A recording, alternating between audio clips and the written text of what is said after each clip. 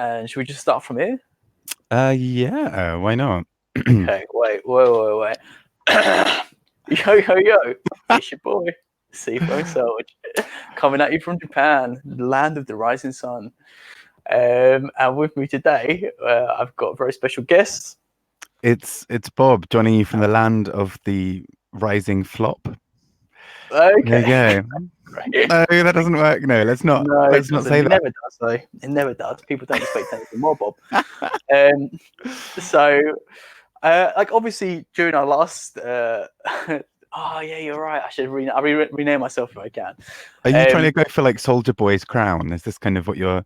There's going to be like a dance routine and everything. Of course, there's going to be. He does say his like knockoff games consoles as well. We're like literally the same person. Also, weird tangent. I know we've just been rambling for like 20 minutes already, but I want to walk back today from Ueno. I noticed I'm literally less than 2 minutes walk from a Nintendo office, from Nintendo's What? Tokyo office. Crazy, right? Go and like casually keep dropping your like just keep That's on what going I'm around there, thinking. like I dropping went cards over dropping f bombs. and F bombs. Yeah. So it's close stays this Sunday. But I think I will just go in. Like I can only speak a little bit Japanese. I don't know how it's going to go. I'm going to ask my Japanese teacher to see whether maybe you can ask Toshi if he that man. See if Mm. it's like super inappropriate. And I guess I won't. But I might just go in and see if anyone speaks English, which I'm guessing they don't. They won't, The and then leave a international business card there. Yeah. I don't know. It'll leave them a little badge. People love those badges. Yeah, it's kind of my plan. Anyway, sorry, this is still a tangent. So yeah, if you guys watched the stream last week, you know our thoughts on this season Dragula so far are definitely less than positive, I would say. So I'm curious. I felt like this episode was definitely a step in a direction. Yeah. So I'm interested to hear, just to start off with, what your thoughts are on this episode as a whole in relation to the rest of the series. I was pleasantly surprised, actually. I think, like you said, I'd had a few issues with with episodes 1 to 3. I was finding it a bit too produced, and also a bit too self-referential. So a lot of legacy, like 2 of the 3 episodes being legacy challenges, and Sorry, I'm listening. just Grant's just gone.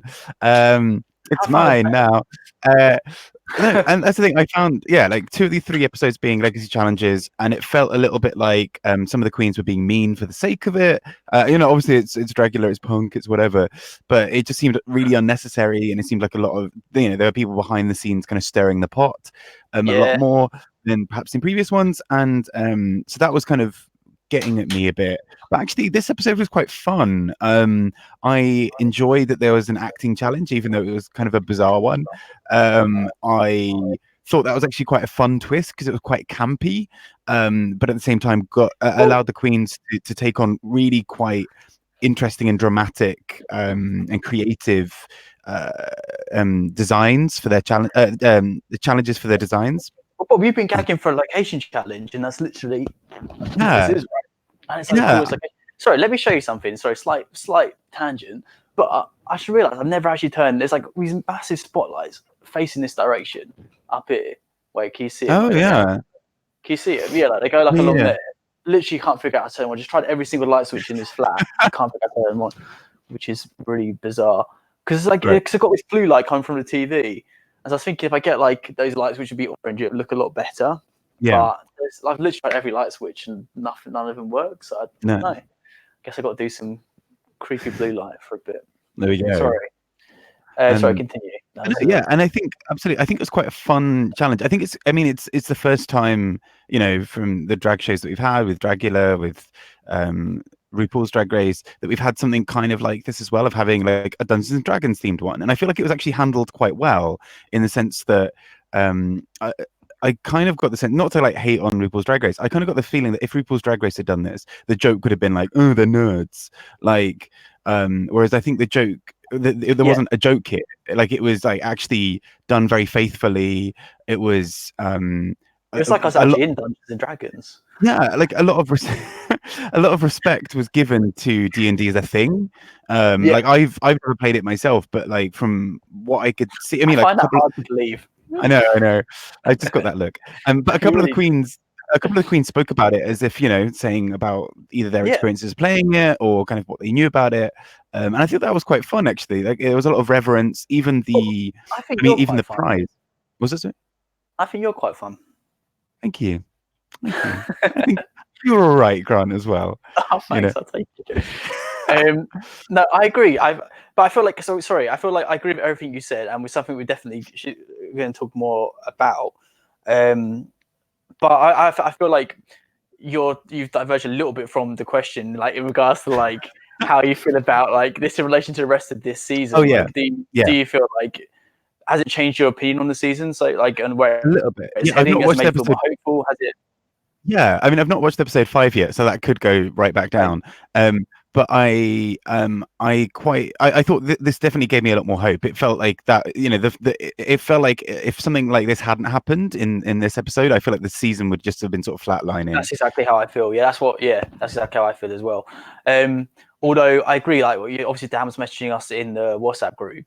Like it was strange because I really felt completely differently about this episode the whole way through until the end. I'd say like the ending kind of brought it back to kind of a bit shoddy standards. I think in relation, like the whole episode overall was definitely a step in the right direction.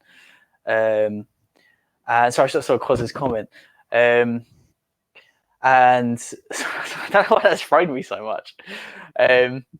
But yeah, like I don't know, like it kind of was like the same sort of style as like the pinnacle of season 2, like the Western challenge, the Maxi kind of challenge. Like it had the same kind of like air. Like I had the excitement. I was excited for episode 1 of season 3 because because season 2 was so good in a lot of, it wasn't amazing and there are definitely flaws, but it was very good overall. And then since then it's been like my excitement for the show has definitely been on a rapid decline. But like from the very beginning where I like announced what the challenge was and it was a location thing, my excitement was like I really enjoyed like watching it and I was kind of like hopeful throughout the episode and stuff. And it has changed my opinion. Like I've gone from like not bothered about watching this episode, like it's more just like the fun of like the live streams and chatting about it and stuff. And, with everyone, like that kind of stuff. There's the reason I watched it. But now, like, I'm actually excited to watch episode 5. Like when we talked about should we do episode 5 as well, like part of me's like I really want to watch episode 5. Like, do you know what I mean? And like that's the first time I've been like that since episode 1, I'd say. So I don't know. I'm hoping it's going to continue being as good. Yeah. No, absolutely. I think that's what worries me. I also, what is up with the order of the episodes coming out? Of just literally like, because it was weird looking at it. I looked this up. Like, genuinely, I went like did a deep dive into DMs because always because I was trying to find it. So I signed up for Amazon Prime things. I couldn't find any torrents of it. The only torrents of it were up to episode 3. So I signed up for but then you can play it because I'm in Japan. If you use a VPN, you can't stream it. It's a massive pain in the ass. So I did try to pay for it in my defense. And the reason I looked it up, they only had episode 3, is because the release schedule's fucked. Like in America, I think they still only have episode 3. Like they're releasing them completely differently across different regions. Really and the way they access is different across different regions as well. Like I saw there's loads of threads on people canceling the Amazon subscriptions because of the way they're releasing it. Like I saw a thing from like I think it said like 3 days ago on the thread that they still couldn't see episode 4, and then obviously I just checked today and episode 4 and 5 was out. So it seems really upset. Obviously, it seems like episode 4 didn't come out a week ago when it should have. So, yeah. But that's what I don't get, because on at least, so I actually hadn't realized that I had an Amazon Prime account until about 3 or 4 days ago. Basically, it must be one of those things where I signed up for it a while ago, forgot, and I keep on. You get Twitch Prime games, Amazon Prime. We get free games. If you've been a Prime subscriber for a little bit, like I think it's 90 days, which sounds like you have, you can get 1 month's Nintendo Online subscription for free. Oh, no way! Okay, Twitch Prime will come afterwards. Thank you. Are you sponsored by them by now? Yeah, a little bit. Twitch Prime. Get them now. And no, but this is the thing. So I completely forgot. It was only because I was buying some books for something. Love it. And I completely hadn't realized. Then, so basically went back at the episodes, and it was weird because there was, episodes 2 and 3, there was a day between them. Then it was a whole 9 days until episode 4, and then episode 5 was the day after that. And I'm like, this makes and it's still just about, and I think that was about 6 days ago. So in theory, we're due another episode, or are we going to wait a long time again for the next one? I don't know when to. Well, that's the thing. Now we've got 5 for next week at least. So even if episode 6 isn't out in time, we still got 5 for next week. So yeah, I think it kind of works out well. Also, because again, like if this was the same sort of episode as episode 3, I would say, yeah, let's just do 4 and 5, get them done. But I think I was like, there's a lot to talk about this episode. I've got, a few pages of notes. Yeah. Oh, so in the end, of course, sorry, this keyboard is a bit of a pain in the ass to type on. Yeah. Also, thank you, Cos, for the. Apparently, shadow is my thing, so I will take that. Which is also just like, I don't know if I should take that as an insult. Like, you need to be partly in the dark. It makes you look broody and deep, Harsh lighting is not good for you. Like any lighting. Away from fluorescent lights. Hospitals are not your friend. But no, so I think that's the thing. There is, and yeah, like you said, there is a lot to talk about this episode. And I also feel like, I mean, obviously, although there was drama, it didn't feel like drama with a capital D, like it's been in past episodes where it's been a bit like. It was very small. Yeah. Oh, oh my god! Side note, we had an away day with my work thing, and I say away day, it was in our offices, and people kept basically. We normally do A, B, and C about a certain thing, and then we've added the D recently. Yeah, you have. And literally, people kept on talking about like, like the D is really good, or like I'm so glad that we have the D, and I was like, can we? I can't. That's a universal thing though, as well. Yeah, that's the thing. Like, this is probably too much info for live streams. My dad says that. My dad's like, it should be kind of thing. And like, this was like before. Like, it was fine for years. It's only been in recent years that it's become a bit uncomfortable. I think it's quite funny though. It's kind of like a dad thing, I know. Well, this is the thing. But people just, I mean, when people keep on talking about the magic in the D, you're like, ooh. But also relatable, finally really relatable. On which note, segue into D and D for this week. There we go. Segues. This week's episode. But I mean, I thought that was quite clever, and I think although it's not explicitly horror in that sense, I think it lends itself really well as a theme to because it's all about kind of creating like otherworldly kind of often batshit kind of creations, which is very Dragula. Well, I feel like it goes like off of what we were saying in previous streams, so like basically anything. Because I think when we chat with Bob and Bob's with Dan, and Dan's like he thinks it can be kind of restrictive and get quite tired, the whole horror thing. But when we were saying that like literally you can turn anything into horror like quite easily. Yes, that's of course it's common. So I think this is exactly. I think they are. I think this is a perfect example of that, right? Yeah. So like you said, like it's easy to twist this into horror. I think I was really interested to see whether they would. And I'm glad they did. Most of them did kind of take it down the horror route. So they didn't explicitly say it has to be horror. Yeah. Although one or two of them didn't, and we'll chat about that, I guess. Yeah. I was going to ask you, actually, did you get a feeling that the roles that they were given, did you feel that they were randomized or they were specifically chosen? Because I felt like they were kind of chosen. Yeah, I thought so because like, for example, Maxie was given a rogue and was given like a lithe, thin kind of, like traditionally rogues are normally like those like little sneaky little like sort of slim ones, and I feel like Madeline having like a dark elf necromancer is very like on brand, No, but then, no, I get like pop. I think she could have been the bard. Like I would have got like pop princess from Madeline. Yeah, not like a necromancer. Necromancers are literally like the darkest, creepiest thing you could. I think it's like she could have risen to. And I wonder if that's why she was given it because. Which actually makes the comment by one of the Boulet brothers later quite interesting because then they're like, "Oh, that's the best character. That's the one I would have wanted." Yeah. Like, but you gave it to her.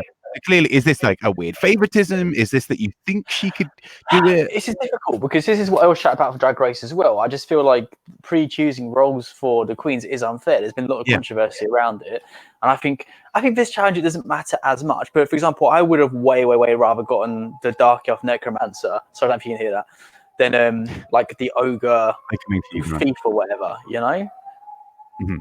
Yeah, no, absolutely. I think that's what was quite interesting. It actually made me miss Yovska because I was like, what would Yovska have had? 100, really good point. Yeah, I know. That's like... But actually, I mean, at the same time, that's what I thought. It is. I mean, it's obviously always a bit controversial to some degree, giving them a role. But then it is also. I do wonder how much the Boulets are kind of being like, "I'm challenging you." Like this is, I don't think so at all. I think they gave them what they felt was easiest for some of them. Like Madeline's. I think Madeline had the best one, and she's one of the most competent people there. I think the Red House are a couple of the hardest ones. Obviously, we talk about having ended up executing it. Yeah. It gave one of like probably the hardest one to the weakest, like objectively the weakest contestant. So I don't know. I don't think it was about pushing them. I think it was just not That's very true. fair. I think they did have to do a whole scene, like acting scenes. They didn't want them to be a complete like. They didn't want them to be complete garbage and do it completely wrongly. But I feel like Eva's was actually quite a good one. It was a really good one for Eva, and obviously she excelled. Oh yeah, because I think it's good as well because it forced her to be more like out of the box and creative, which is what we really wanted from her, especially outside of the show. So I was really happy with that as well. But she would start from top and go through. I've got notes about the thing, and she just go through the episode from top to bottom. Cool. First of all, let's go back to cause. I know, right? There's like I say, I don't think there's any crime here, but then also there's a sign on the door where I'm staying that says, "Whenever you leave, take all your valuable things." What? That's not. Where are you staying? Like leave like things outside the front door. And that's where I live my life. Here's a Dragula girl. I feel like you brought the crime to Japan. You know what I mean? Okay, so first of all, we have the opening. What do we call these? Oh, Grant, sorry, I can't hear your. I can't hear your. I don't know if it's my side or yours, but it's kind of like really like. Can you hear me? Yeah, that's better. Okay, cool. I don't know if it's like rustling on my. Maybe it's rustling on my t-shirt. Maybe that was it. Yeah, sorry. Oh, okay. So yeah, what would you call like the opening scene things, like little video drama thing that happens at the beginning? Weird sort of vignettes or whatever. It's kind of yeah. I mean, actually, coming back, I can't remember who it was. Was it Chris or Dan who said last time that they thought it was kind of interconnected, and this was connected to last week's? Was it? I don't remember. Because last week's was them coming to that sort of what looked like a swingers party, and then like them inviting the guests in this like little thing and setting them down, and then the Boulets are wearing the same clothes. And then okay. all the like, yeah, didn't relate to the episode at all. Yeah. No, it didn't. So I wonder, it maybe that is a thing, and it's building throughout all of them. Although I don't seem to remember how the first two were connected to that. But no, I think maybe I don't know if they were. I mean, so we need to ask. I think Chris has a more solid idea of that than us. Sorry, is my mic okay? Can you hear me okay now? Yeah, it's great now. Cool. But yeah, I don't know. What did you think of it generally? I thought it was nice. It's kind of, I think it's fun for the Boulets. Like, I think they get to explore that kind of creative side a bit more of them. They get to show the judges. That's right. This particular vignette, though. What do you think of it?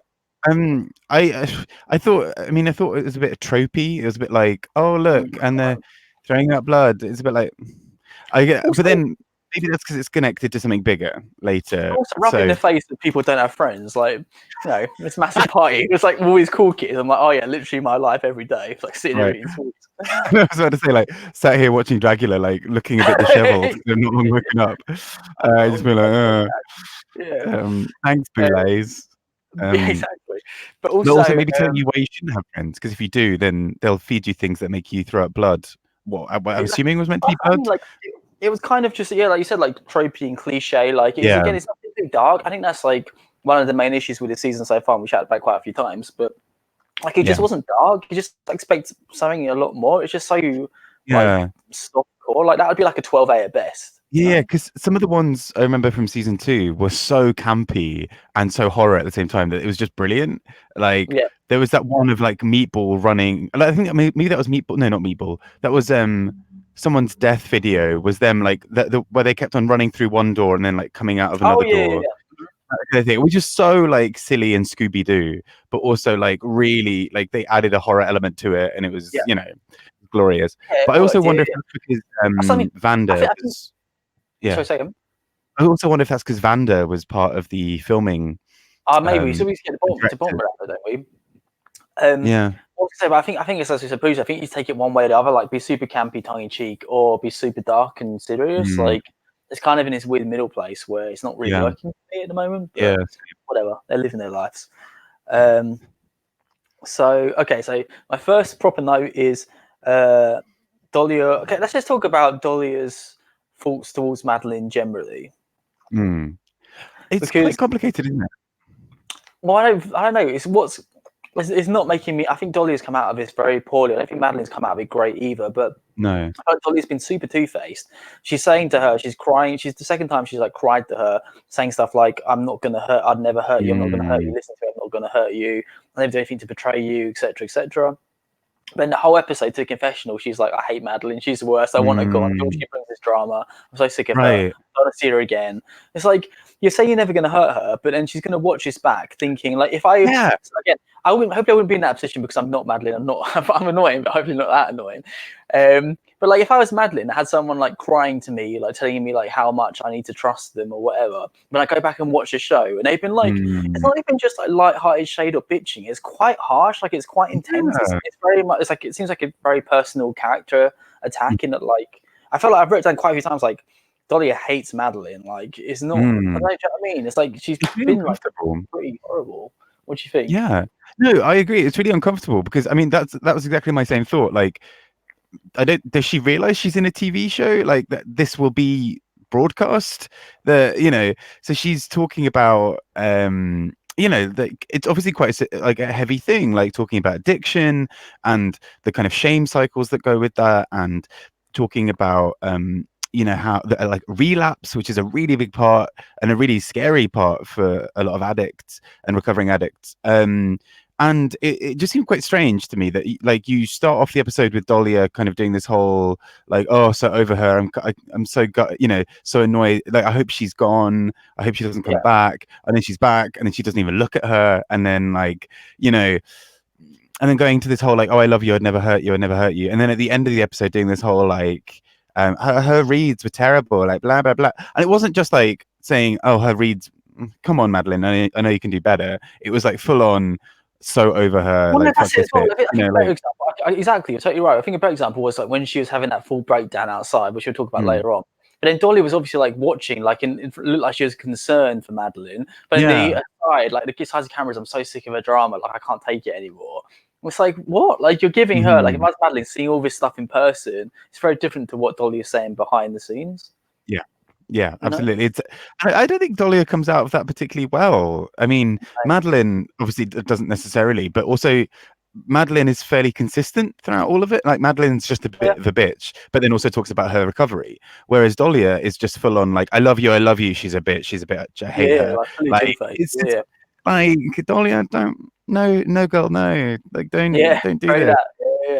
Yeah. Also, of course, I totally agree. Like, it is like massively over the top and ridiculous, but it's also part of it as well. It's like we don't actually know what happened. Like, it's one of my notes as well.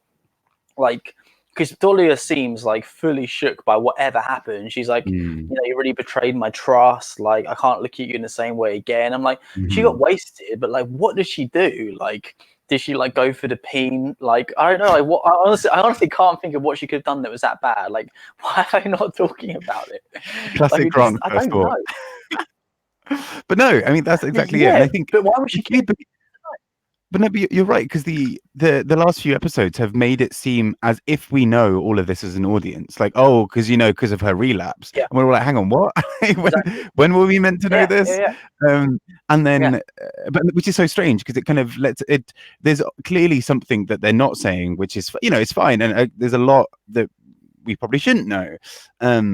But it does seem quite strange that they're playing on it as a TV series as if we know all this stuff. Whilst also holding it just far away enough that we're kind of like, oh, what's happening? And it's like, actually, this is like addiction and relapse. Those are really heavy, complicated and private things. And it seems really weird to me that it's kind of being exploited this way for the kind of drama. It's dodgy. It's kind of like we're not exploiting it, we're respecting it, and we're not like going too far into it. But then like making it the main drama of the season, focusing heavily on it, kind of thing. Like it's just I mean, obviously we'll come to two-faced as well. Sorry. I mean, obviously we'll come to it later. But when Madeline had her sort of a tantrum or breakdown or whatever at the end of the episode, I had to skip back because I assumed something had happened that involved alcohol or that had involved some kind of trigger as part of her addiction or relapse. And then I was like, oh no, I thought I'd missed something in the 10-20 seconds between them saying what the challenge was, the extermination challenge was, and that. and then I was like, oh, that's. I mean, maybe it's the humiliation, maybe it's the shame aspect of it that kind of got to Madeline. But Oh, why is Dahlia? I think it didn't make sense to me either. But why is Dahlia so like? Saying like Madeline's obviously the one who had the issue and went through it worse, than Dolly. But Dolly's the one who's like proper. I don't say hard done by because I don't know what happened. It could have been something really bad. I don't know, but like proper like shook by or whatever. Like I don't know, like what again? Like I'm not saying she doesn't have the right to feel that. I don't know what happened, but it just I can't think of any scenario in my head that justifies her being as like cut up about it as she is. I wonder if it's almost that whole thing, like, you know, when a friend of yours, like they have a relationship breakup or something, or someone treats them badly, and you as a friend, like, hate that person way more because you haven't got that nuance with it. Like, like if you're the person who's had that, you're like, oh, they were a dick, but also I've seen them in this other way as well. Yeah. Whereas like friends are like, they're awful, like dump them, like they're shit. I wonder if it's a little bit of that in the sense that like Dahlia is kind of overprotective, being like, actually no, like this is a big thing, whereas actually in Madeline's own head she's like, no, this is a step in my, I mean, she even said, it's part of her story, like relapse is part of her recovery story. It's not the be all and end all, like, it's not relapse means okay, I'm an addict again. It's just it's a bump in the road. And I wonder if that's almost what's happening. That like in Madeline's head, she's like, no, this is a process. And she's a bit older as well, whereas Dolly is quite young. And I wonder if it's kind of, I think that's a big part of it as well. Dolly is so scared about either losing Madeline or about. But then why treat her exactly? I mean, if that's the narrative, if that's all it was, fine, and like I would be on Dolly's side and feeling like empathy towards her, etc. But when she's been like consistently pretty horrible to Madeline, and again, like I'm not a fan of Madeline. I find her annoying. I think aspects of her drag are good, but generally not impressed with her. But do you know what I mean? But still, when you, I don't know, like it doesn't like justify you behaving that way towards your super close friend who you're so caught up with when they relapsed. Especially in a delicate place, you don't want to like be calling them out on live TV the whole time. That's it. I think that's the whole thing. Like, I mean, Cole says it's none of your business, which is true. It's weird that in many ways that we're talking about it, but part of me that's actually why I'm a bit frustrated that it was on the episode. I'm like, actually it's really powerful to have someone talking about addiction and relapse on TV. Like that's really powerful, particularly in a lot of kind of in the queer community, where a lot of the time actually addiction and shame are really a little bit more complicated by sort of societal pressures and societal shame. And there are more incidences of addiction and destructive behaviors in marginalized communities.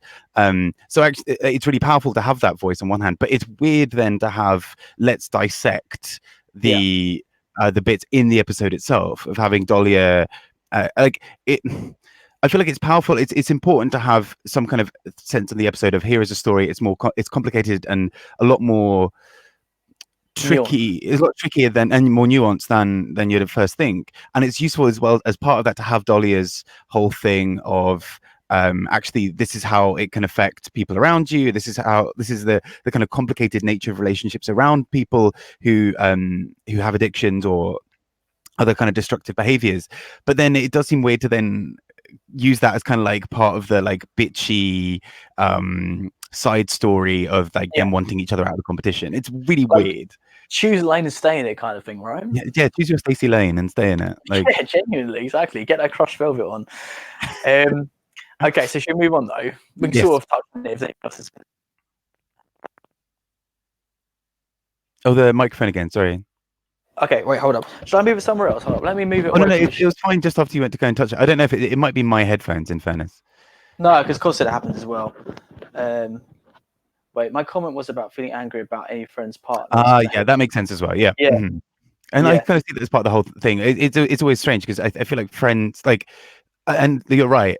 Like, yeah, and it is effective to talk about it in the open, but like I think it's weird because there's always that whole thing of like in your head it's more nuanced and you've seen the whole story, as it were, whereas the people from outside only I guess get but part. Like going with that, like I agree with everything you're saying, but it only really is helpful for us as an audience in terms of like bringing attention to it if we know the story. Like what we're hearing so far isn't helpful to anyone in any way. Yeah, that's it. That's it really. And it's being made as part of the drama of their friendship, which is really weird.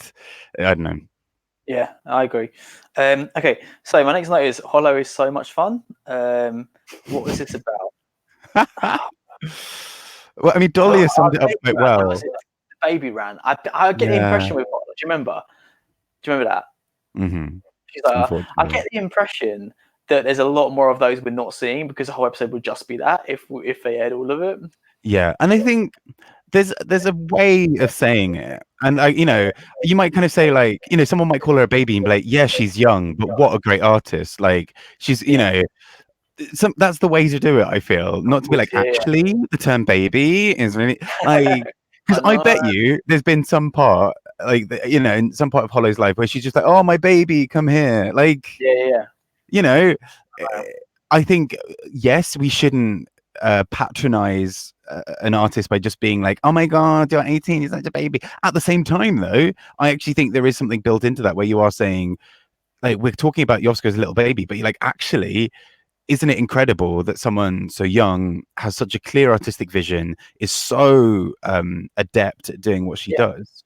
Like, I think that, I mean, I feel like that's the way to say it, but I think Dahlia summed it up quite nicely of just being like, she just compared it to just being like, oh, I'm really tired of having a conversation and then just having Hollow just shout about capitalism. And you're like, yeah, actually, like, yeah, like I think it's important to talk about like some of these power structures, to talk about some of these like uses of language. But there is a way of talking about it that doesn't immediately alienate everyone in the room, and there is a way of exactly. talking about it that doesn't make her sound like the one authority on all of this. Yeah, Which is, I and think, also, yeah, that's been my issue with the way she's challenged a few things before. Is it's mm, come across as if she is the one and only authority, and she's yeah, this agreed. learned woman amongst a crowd of idiots, Yeah, who's kind of like, oh, right, let me sit you down and talk about why, yeah, if you see it as a teachable moment, teach, don't do it as a lecture. yeah. She's kind of just like the epitome of an SJW, like the stereotype of an SJW. She's the stereotype, and I think what frustrates me, I think, is actually some of what she's saying that is not. Yeah, I yeah, don't yeah. agree a lot of the time. Of I think course, it's just the way it's presented of course. and the kind of holier than thou And she turns it into an attack as way well. of Like I don't think she necessarily means to do it. She might do. I don't know, but she turns into like saying it. I can't remember Madeline, whoever who said it. Like it's meant it in a really nice way, but then Mm, Hollow turned it into it to make it seem like Madeline or whoever was saying it as an attack kind of thing, yeah, and to yeah, yeah, manipulate yeah, it. yeah. That That's wasn't the intent exactly it. at all. That'd be so annoying for me if like I said something and someone just said like, "Oh, what you're saying, you're being really offensive or whatever." It's like that's not my, it's obviously not my intent. You're twisting Yeah, to make it seem like I meant something I didn't mean. And she's done that yeah. every single time. She's taken something that someone said and made it seem like they were saying something very negative on purpose. Right. Like when people were critiquing whoever the queen was who went in the first or second week who did the meat thing. Oh Um yeah. Let's not the talk meat about industry. Valencia. Well, that's the thing when the next episode when Hollow just sort of said, well, the meat industry is like is the most horrifying thing or whatever. And you're like, okay, you can like I mean I'm vegan, I think that the meat industry is awful. However, that. um you're missing the point, which is that Valencia did not do that well. Like she did not execute it well, and it did not read effectively to the judges, to other contestants. That's the point that was being got at, not like debating whether the meat industry is good or not. Exactly. Yeah, exactly. That's what I mean. But I think she's one of those people who's like, I'm going to come on the show and make a difference and educate Mm. these children or whatever. It's very, it's very that. It's like, oh god. I'm. I do you think also there's something with like I also realized I've never seen her neck. Do you think there's a She's is it like hiding a follow? something. I'm intrigued. Is there like a giant tattoo of like I don't know A something swastika. awful? I was wondering if it was, or is there something like is it just that she's self-conscious about it? Is it just her style? I'm intrigued. Anyway, I don't yeah, know. I think she's hiding all the secrets. I think there's a lot more to her we're not going to. that's why her scarf is so big. It's so full of secrets. Exactly. I do think she's come across as very unlikable generally, which is a shame because there are like shiny moments. Like even this episode Mm, where someone was upset. Eva was telling a story, which we'll get into in a bit. But Hollow, like the way Hollow comforted her, I thought was very nice. And I said that yeah, previous group that as was really well. There are a nice. couple of moments where Hollow seems like a very nice person. Yeah, But funny is, like, I want to like her. And the fact that she's like the first bi queen and stuff, I really wanted to like her, and I still will continue to. I'm finding it so difficult. Like yes. she's, yeah, I'm constantly trying to be like, okay, Bob, like kind of like my issues with some queens before, where I'm like, okay, this episode is brand new. Yes. Pretend you're Yeah, seeing this queen for the first time. yeah. Like, what would you think of them? And there, I mean, we'll talk about it a bit later. I actually really liked her first look as part of before she kind of took the hood off. Actually, today, like this episode, but I think actually, I kind of get, this is a weird comparison. I kind of get Mimi I'm First vibes about her. And I mean Oh that yeah. more in terms of like, I'm going to talk louder than all of you.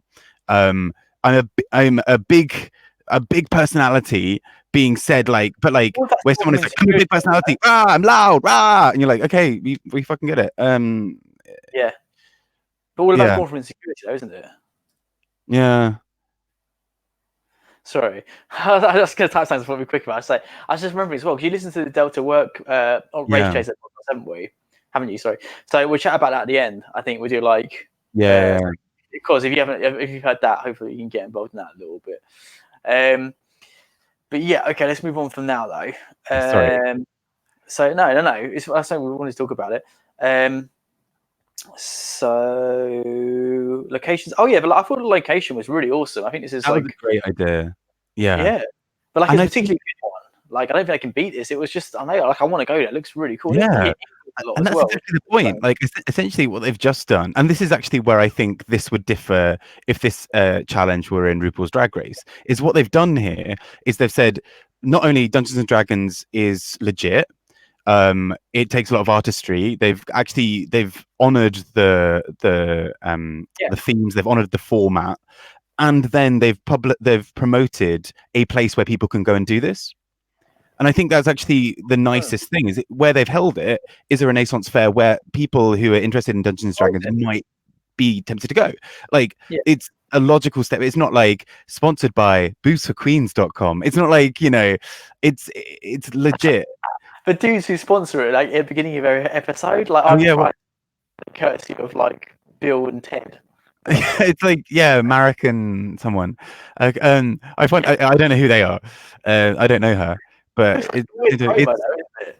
yeah. Well, that's the thing. But I think that's what's quite nice, is there's a genuine respect. Like, I mean, they've taken them to an awesome location, that's very fitting for the theme, but also it's and the prize is related to that. Like, it's at the thing, I think, or I it's don't a know what it is. where it's done, at least it's similar. Like, again, it has a relation to Dungeons and Dragons in the sense it's like a feast. It's like but done as like a medieval or Oh Renaissance yeah. style thing. So I think I actually thought that was really successful. I thought it was really clever of the episode. Yeah, no, I agree. All this episode had like all the right ingredients to be epic. Hard to quite explain that. Very well produced. Also, the microphone. I keep on. I think it might be my headphones. In all fairness. No, because Constance was having me. So can you hear me okay now? Oh, okay. Yeah, that's fine now. I don't know why it keeps on. I think because it's connected through this thing, so maybe it's like because it's an analog connection, so maybe it's getting interference from something. I'm not really sure. Fair. Sorry, what was the thing you just said before that? How was it? Had like this episode had all the right ingredients to be epic, and it's like I'm very impressed with the production on this show now. Generally, not necessarily like the way, like I guess it's a boulets decide exactly like what happens, like the challenges and the video vignettes or whatever. Like I'm not necessarily impressed with that, but the actual production, I'm extremely impressed with. Sorry guys, tell me if my mic cuts out because I'll stop speaking for a second until it sorts itself out. So for example, one thing I particularly noticed compared to the first season, because I think the main issue with Dragula previously has been the sound.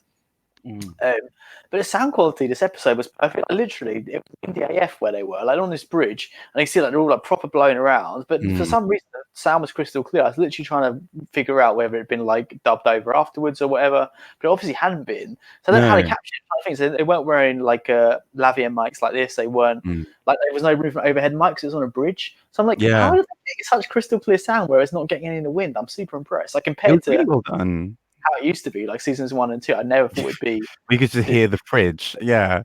Genuinely. I thought it was really clever. So no, I really enjoyed it. And I think, like you said, I think that this is where like Dragula is really going up in that kind of production. Like it feels a lot slicker. It's really well done. Yeah, I agree. And Okay, I genuinely wanted to be there, like you were saying. It's an amazing yeah, location, and it yeah, just I was transformed to that place. yeah, same, exactly. Yeah. So should we go through their looks? Yeah, Go through the performances afterwards, but we'll primarily talk about looks first of all. yeah. Um, do you have the order there? I think because Dahlia was first, right? I do have the order, but I don't like. I wrote notes kind of as I went along. 'Cause obviously, they're so fast. Yeah. Also, thank you. Why is it weird wearing it in Japan though? I'm trying to wear more plain shirts, but all my shirts are super patterns, so I'm trying to like slowly phase them out. But it's been I see. difficult for me. I like that shirt though. It's really nice. Oh, thank you. So first of all, Dahlia, I'll let you go first. It's weird because I thought parts of it were successful, but then the weird shape of her face thing, like that really angular face, I think could have worked if there'd been some flexibility to it, if that face could move, but and if the rest of the outfit kind of matched it. Whereas what she had was quite a sleek Yeah. look, and then a really wide angular face, and Well, which sorry, go on. and sometimes that kind of jarring thing of that can be successful, but I don't think it was here. I mean, it was really good that she saved herself because I think I mean, as we found out, she would have been I up was for talking about it as well, so elimination. I've got some thoughts on that. But I kind of have the opposite impression where I know I like generally actually the impression held up as it went on. I thought the makeup and face was pretty cool generally. Like it wasn't the best thing I've ever seen, but I Yeah. like was impressed with it. But I thought the outfit was super pedestrian and boring. And obviously the biggest issue was that it didn't match, like you said. But just Yeah. generally, they weren't on the same level for me. But also, I hate those damn eye things she keeps doing, which I talked about in the first episode. It Yeah. doesn't work. Like That didn't the work with white this look, areas underneath or especially. whatever. It just doesn't Yeah. work. Like unless you have your eyes, like there's something wrong with your eye where it doesn't move. Like I can't remember what they're called now. Then like fine, I think that effect would work. But your eyes are always moving in different directions, unless it moves along with it. The effect's always going to look terrible. It just like don't do it. Like your makeup artistry is better than that. Like it feels too like amateur cosplay for me when she does it. I think that's what's quite sad, right? Because her first look in the first episode was so successful, and then I think it's kind of been a bit downhill. Yeah, And I agree. because I think the other queens are stepping up, and she's. I mean, I hope she does do well because I actually think she's incredibly talented, and I'd really love I to see agree. more from her. But yeah, it's just, and I mean, obviously we're talking about performances again later, but the performance match, it was not good. I know, but it's the thing. Like, I think it's interesting because I can't remember who was saying in the workroom, but I think it was Landon and obviously Eva talking about their wins and how they were on the same kind of like level. I didn't mention Dolly, and Dolly's like, "Oh, hey, like, I'm on the same level as you guys too." But like, they were Yeah. right. She doesn't feel like they are. Like Landon and Eva feel miles ahead of Dolly at this point. They didn't. Obviously, it wasn't the case initially, but now definitely, I'd say so. Yeah, and that's Yeah, Eva and London seem like proper front runners, don't they? Like yeah. they've not been low, I think. And Well, Eva they wasn't great initially, remember, but she's been no, killing that's it. Last true. But she's had a couple of really good weeks. I mean, she's won 2 weeks exactly. in a row now. Yeah, London it's has been been great. high, or yeah, and like I think at the moment, like Dahlia needs to catch up because at the moment nobody else is really going to catch those two. Yeah. Because I can't see, for example, Louisiana Purchase kind of catching up. Oh, I she's gonna can't. win. She's doing all right. she's, Oh, no, she's got. she's not. She's not good. It's gonna be that same look for 5 more episodes. Exactly. But, Yeah. but no. So it's yeah. And I think, I mean, yeah. Sorry, I know you said performance for later, but like Dolly, I was just like, it was so low energy. I Like know. she's in a running stream. Like do cool stuff with that. Like I think that's what I Yeah. found really weird. Her movement was very rigid, and like it felt really off kilter with the fact that she was meant to be a water kind of creature, and like she's in water. Like have some kind of movement. I kind of wanted like that kind of Vanda, like serpentine kind of Yeah, I think a movement. lot of them weren't like geeking out enough. Like for Dahlia Nah, was just pretty much Dahlia. yeah, Like bit yeah, location, you're right. makeup. She didn't get into it enough. Can we talk about the performances as well, Ben, as we go through? Is that easy? Yeah, because I suppose we got them at the same time. Okay. As in the performance of the look as opposed to the acting. Yeah. Oh, okay. So you're saying okay. Oh, so yeah. I think they might as well talk about the whole thing together then, right? Oh yeah, sure. And Anything then else to add with Dahlia? in the acting part, then later herself, she was just again like very, and I don't think that face thing helped, but she was kind of like, "Here is my line." Like Yeah. it was very, yeah. like, oh no. I don't think it was like I would say with this challenge. To be fair, I didn't think. Obviously, you get like in some drag race, like imagine like Jasmine Masters in the cheerleading challenge. Like you get some like people are just. Can you imagine Not. Jasmine Masters in this episode? Oh my god, that'd be so good. I love that so much. Get a fucking orc. Yeah, like. But And I walk. Yeah. I would say any of them from what we saw. Again, it's something else we'll talk about later on. But I don't think any of them were terrible. I don't think any of them. I missed the mark completely. I think some of them were subpar for sure. Dolly was one of them, but I don't think she completely fucked up, sort of thing. So, if you want to move on to Maxi. I feel quite conflicted about this because I feel like a lot of the rest of firstly, what was that gold cape about? Like the color, the kind of gold cape that she was sort of wearing. Oh, it was kind of it just felt wrong because like the rest of the look there was a lot that was really I basically, if I could take off the cape and take off the mask, I think I'd have enjoyed it more. It still wasn't great, but I think. Oh, I agree completely. I think the mask was horrific. Like the mask was like a 1 out of 10 at best. And also, mask, like, that's not one. Last time someone wore a mask was Asia in that fish thing, and that only barely worked. Hey, the chat just like all loaded at once for some reason. Oh, Sutikin. Hey. Yeah, thanks for getting involved. Okay, so we went through at the beginning, but basically, I'm in Japan. I managed to find it on Daily Motion because it's releasing at weird times to everyone. I think episodes 4 and 5 are currently on Amazon Prime though in the UK. I can't access them out here. But also, I don't know if you've been watching this season, but it's been crap. But I say it's definitely worth watching this episode. Like I'd recommend this episode for people. Yeah, this is the one. But no, sorry. So back to what we're saying. So yeah, Maxi, like masks aren't good generally. They're like a cop out. Like I know she did it herself, but you know, especially an acting challenge, a mask is a terrible idea. But also, it wasn't well executed. It looked terrible. It didn't. The same issue as Dolly. It didn't match the rest of it. It wasn't cohesive whatsoever. It was like a crap mask, like a decent outfit. Like if the outfit had been paired with like some beauty makeup and like some like long like braided hair or something. Like I think like Heavenly Sword kind of like the protagonist. More like that kind of look. Like she could have taken it like. I don't know, like done something really cool with the head. It would have like taken it there. I feel. And I think it's interesting actually because the two people with the most like on their face this episode were the bottom two. I mean, if you ignore Dolly as saving herself, and I think that's very. I mean, that's a kind of thing because it's an acting challenge. We you know, this is a lip sync. You need to see your lips. But also, you know, I think it just. I could see what Maxi was trying to go for from her descriptions, but then that did not come out in. I think she was kind of, you know, she had this idea with this dashiki and all this other stuff. I'm like, okay, this could be interesting. What it was? It was very Nina Bonina Rabbit episode. Like she had this vision. It could have been really cool. Yes, but then it was just like terrible. Oh my gosh, and I think. For me, sorry, I mean, I know I've said it before, but that cape just didn't work. Like, you've got all of these, like, you know, like these subtle golds and reds and whatever that all kind of match in theory and could be, and, you know, and create a silhouette of quite a slim dancer's body, which is kind of what she's going for. Then you've got this fucking cape that looks like she's literally just grabbed a piece of fabric, not done anything with it, because it was like, you know, I couldn't see hems, but it was more like that. It was just kind of, what's the word, crenulated? What's it called? Where you just sort of fold something in. You know, like kind of make it almost zigzaggy, corrugate. But like, it just felt like she literally grabbed it, done nothing with it.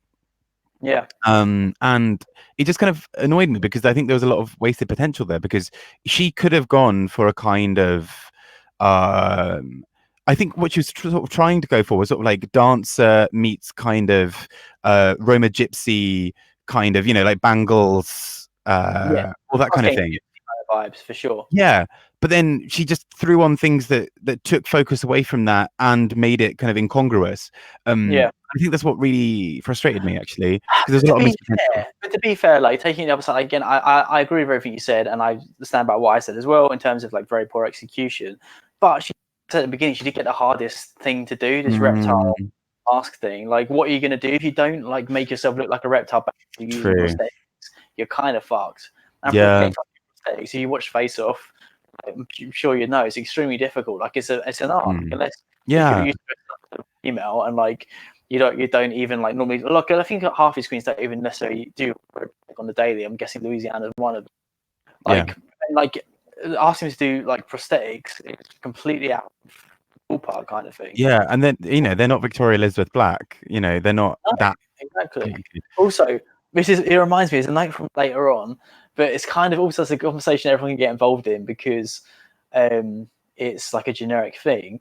And we kind of touched on it before, but I was just watching this because she identifies non-binary. Who does Maxie? Maxie. Oh, I didn't know that. I'm sure from the first episode they identified as non-binary. Oh, okay. But in case they didn't, should I not say what I'm going to say in case they didn't say that? What are you going to say?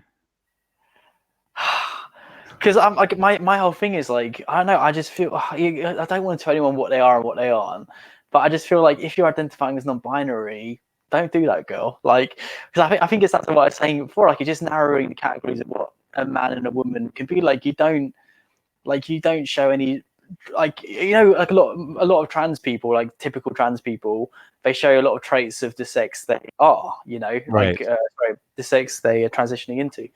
Yeah. Whereas Maxie's just a guy, like maybe slightly effeminate, like yeah. But it's just I feel like a lot of the thing these days is like, oh, if you're slightly effeminate or very effeminate or whatever, then you're non-binary or you're under the trans umbrella. Under the trans umbrella is different. That's okay, I guess. I think for a lot of non-binary. So I think for a lot of non-binary people, it's that they. I think it's kind of so sometimes for some non-binary people, I think it is that they will kind of change it up sort of daily, or not necessarily daily, but kind of how they're feeling at sort of specific moments. Did all the comments just disappear? Okay, no, they're back. But they will kind of, it's a bit more kind of amorphous, like day to day. Some people will be non-binary but present very much one sort of one way, and that doesn't necessarily take away from the non-binary aspect of it. It might just be that they are sort of male-bodied or identified male at birth, but actually don't feel necessarily 100% male, but don't also feel. This is my whole point. That's the sticking point for me. And like, I agree with that. I'm definitely open to being educated. I have watched like shitloads of stuff, and not just Blair White. Like, I've been into like trans documentaries from a young age and stuff. I always found it very interesting. But that's kind of it for me. Where like, I also like a lot of gay guys don't necessarily feel 100% male or whatever. And like, I think it's because I think most people don't necessarily, not even based on your sexuality. I think a lot of guys feel like not necessarily. I know plenty of straight guys who I'd say wouldn't necessarily feel like a guy 100%, or same with girls as well. Like, but I think just because you feel like that, you shouldn't have to necessarily put yourself in a new box. Just be like, being a guy is broad enough to encompass all of this kind of thing. Like, you can feel. Just because you don't connect with like a football player with David Beckham or whatever, who's actually quite effective in a lot of ways anyway. Like, just because you don't connect with a certain person, I can't think of a better example. Like, it doesn't necessarily, just because you don't identify one idea of what a male is, it doesn't mean you need to. That's what kind of makes me uncomfortable, because then like you're narrowing all the categories. That's my whole thing with it, basically. I see what you're saying. I think it's not necessarily that like they have to identify with like masculinity in a big kind of way of like, I don't fit this, so therefore I am whatever. I think it's for a lot of non-binary people, it's kind of I mean, I can't speak on this with any authority myself, but I think it's that they might feel, for example, that yes, although they might for the majority of the time present as male or as sort of female in a sort of typical sense, they just sort of in their brain, they don't necessarily like they do that and they look and present maybe as male, but don't necessarily think of themselves specifically as male. It's not necessarily that they're not female. It might just be that they see themselves either as sort of in between or as kind of neither sometimes. I get that. That's what I mean. I'm like, I don't know, but there are some people. I'm not saying even necessarily like typically androgynous people, but some people where it just, you can tell that is the case a lot more. Whereas for someone like Maxi, I just feel like he seems like very arty and creative, and it just feels a bit like he's young as well. Like, he's just put himself in his box because of various reasons. I don't know. Like, I don't know. It just feels. I don't know. I just feel like a lot more people, like if we grew up in the current climate today, I think a lot more people would be identifying as non-binary. And I think that'd be potentially dangerous, because not dangerous. That's way too extreme. But like counterproductive is not the right word either. But like again, like I don't know, because I'd be feeling like growing up, feeling like, oh, am I not in the boy or man category or Right. whatever? Yeah. Because all the people who have traits that aren't typically masculine are now non-binary. Am I non-binary now? Then oh, cool, I'm non-binary. I've got to take this identity in this community. But it's kind of Right. like I don't think that's the best way to go about it. I think it's better to like just make the existing categories far more inclusive. I'm not saying non-binary shouldn't exist. As I said, there are definitely plenty of people I know, like online, and people I know in person as well, actually. Some friends in Germany and that, who like I think are great examples of that category. But I don't know. I feel like I don't know. I think it's tricky with someone I like think Maxi. I see what you're saying. I think, yeah, and I think I've sort of struggled that sort of mentally before about kind of actually is it our notions of gender that need to change more, sort of in a wider sense than it Yeah. is people's individual identifications. But at I the feel same like time, sorry, I don't need to interrupt. I feel like it's undoing that. I feel like someone like yeah, Maxi or people who are not necessarily. I don't know. I don't know Maxi's whole story. So this is obviously based on assumptions to an extent. But I feel like it's kind of setting that backwards. Like I like the way things have progressed and like being a man and can be so much more these days, and a lot a lot less is looked down upon in terms of that. And I feel like Maxi parts of this movement or whatever are setting that back quite a lot. I see. I mean, I think it's interesting. A lot. I think it's for some people, it's kind of almost as well the freedom to be able to explore the fact that it's kind of actually But you can be how sorry. yeah. No, You no, can be like a in the boy sense, in makeup, like that's the thing. Like a boy in makeup yeah, doesn't necessarily mean you're non-binary. You can be again sure. if it's deeper than that, and like you've got issues with yourself physically in terms of like your genitalia, or like you like want to go out and identify as a female some days, or whatever it is. That's a completely different situation. But you know what I mean, like masculinity, or like sorry, being a man or boy, or whatever, extends so far to being like the boys in makeup are like an accepted Mm. part of what being a man is these days. Like, Sure. Yeah. But I think both those can happen at the same time. So I think, we need to be challenging those kind of gender norms, absolutely. But I think for a lot of people, I remember speaking to someone like a friend of mine before who identifies as sort of agender, so like as in they don't see themselves, and they went by they, but kind of more as a rejection of I understand, yeah, both, kind of like as in actually in the same way that if someone constantly spoke about me saying she, I would feel like actually that doesn't gel with how I see myself. But actually for that person, when if someone called them a he or called them a she, neither one yeah, sat comfortably within them, and so actually naturally for them they felt like the best option because yeah, uh, and I think so. Some non-binary people will have it that sort of way, where actually they don't necessarily feel that either one applies to them. Sometimes it's because they feel like almost both can apply, and sometimes it's kind of, I suppose, a rejection of the idea that people should be gendered either way.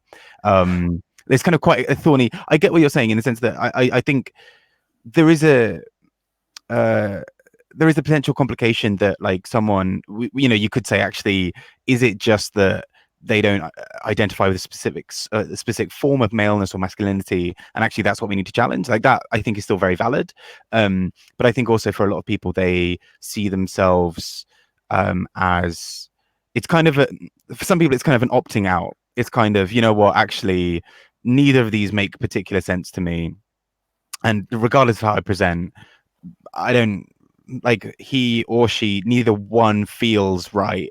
So actually yeah. they feels like the best option for me.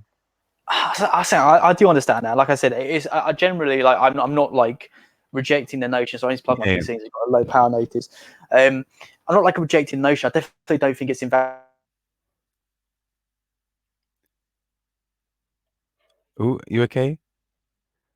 Is it just me who's like got a frozen Grant? It looks like he's kind of making his sort of sex face. Anyone else?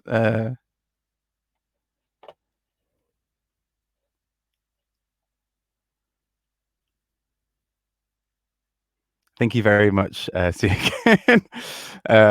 This is apparently what I talk about on my so he's Elsa. That's brilliant. I don't know what's happened. You It just looks a little bit like Grant and I are on sort of chat roulette, and he's sort of like frozen at a really unfortunate moment. Anybody? So while Grant is frozen, I don't know. Can you hear me, Grant? Oh, it's just me now. This is scary. Let's just check if Grant is around.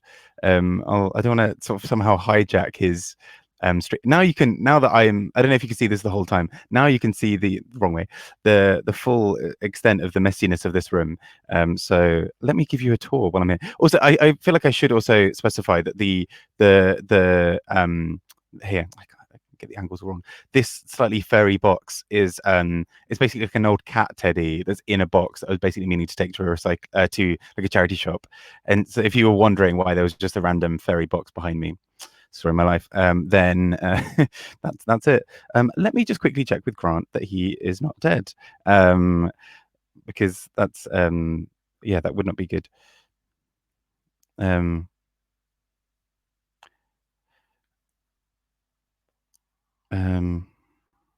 sorry, let me quickly check with him.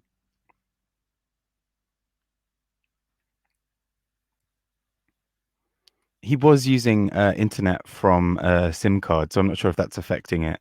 It might be that his internet ran out or just went really patchy, or he just, something about autoerotic asphyxiation. I don't know. So sure. Oops. Hang on. Let me try and quickly sort out Grant. It's ba-ba.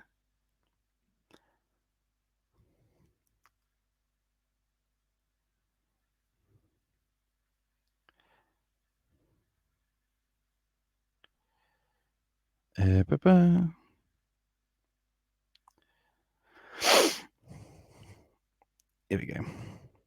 So anyway, while we're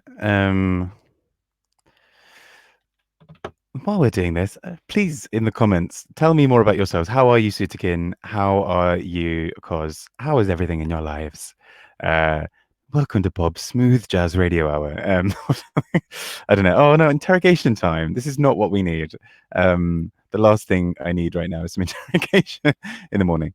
Although, go for it. You do you, boo. Yeah. I don't really want to start talking any more about the episode while we're still trying to get Grant back on air, because I don't want to miss any of those bits. But oh, okay. Complicated relationship keeping you busy. Pray tell. Tell us more, Sutakin.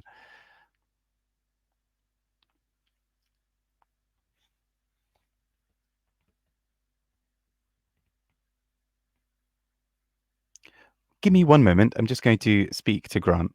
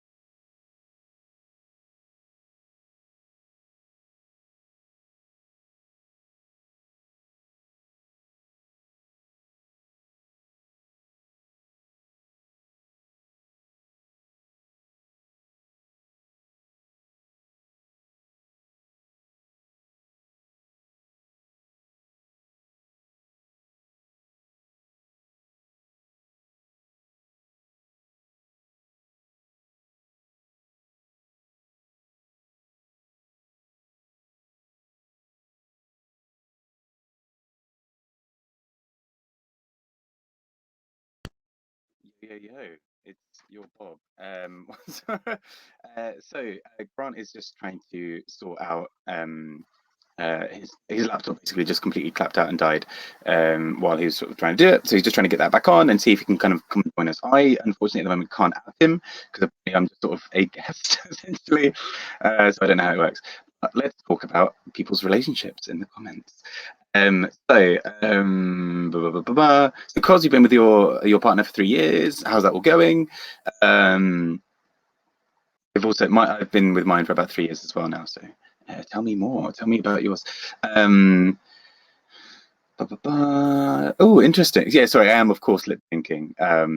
You know how I roll. This is me preparing for all my drag performances, which I'm obviously going to do dressed as a reptile orc. That doesn't work, does it? The two different clothes. I would be an orc priestess. That's how I'd be.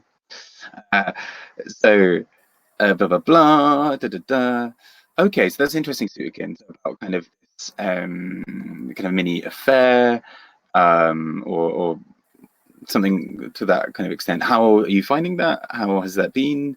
I think sometimes it can be quite strange being like not necessarily the other man, but like there being kind of, you know, another sort of person within that. I think can be quite complicated.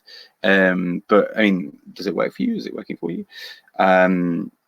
Also super interesting, Cos, about you both being doctors. Did you meet doing did you meet training like in sort of doctor training? That sounds, what's the word for that? You know what I mean? Did you meet while you're training to be doctors, or did you meet sort of whatever? Oh, I think.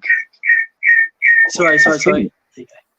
Okay. Do we have? I believe we have the man of the hour. Oh, we say that. Wait a second. Okay, cool. Wait, I'm on, aren't I? There we go. Is that working? Yeah, I can hear you. Okay, cool. So it's done through my phone, which obviously is not ideal. Also, I can't hear you. You're not very loud for some reason. I think my microphone got unplugged. Hang on.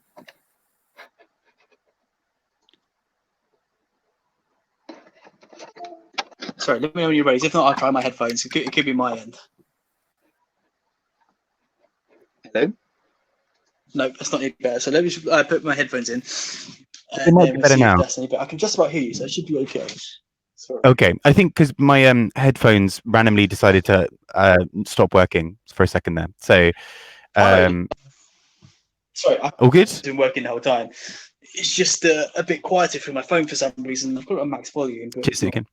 Yep. Can't put it very loud. Let me turn them up on it. Also, thank you, Sukin. I love this. The floppy. I blame Grant for this. This floppy thing has developed. No, that's for you. Oh, you're frozen for me. Oh, there we go. You're back again. It's not working. Sorry, can you hear me? Yeah, I can hear you fine. Can you hear me? Yeah, no, a little. You're very, very quiet, but I'm guessing it's my phone. You're on max volume. Actually, sorry. No, it's not out. It's only outputting through my phone speakers for some reason. It won't output through headphones. So okay. Sorry, what did I miss? You guys, I heard in the background. I was trying to figure it out. But you're talking about relationships, right? What's the tea? What's going on? What's the tea? What's the tea, baby? What's the tea? I'm trying to catch up on comments as you go, but what's going on? Just I launched my rap career in the no it's just lots of talk about like little bits of relationships and kind of interesting, just kind of seeing what Cos and Suki were saying, just sort of in terms of like where they were up to. I'll check out the comments now. So Suki, what's your situation? Has he explained it? Like a bit, yeah. What's the tea, Christine? Yeah, what's the tea? I mean, I love it. So what's happened? So, like, you said you're in a romantic relationship with him, though. So, are you though? If he's still with this other guy, is it like an open relationship, like a polyamory? Not open. That's like just sexual. Because if it's a relationship as well, then that's polygamy. That's what I'm looking for. Is it a polygamous relationship? What's going on? Or is it all behind the other guy's back? I know so many people who've been in that situation. Same. Where they've But I mean, it also depends where they're. Oh, okay, it's an actual affair. Okay, because that's always the thing, whether like the partner knows, isn't it? Like, I feel like that's often quite a big.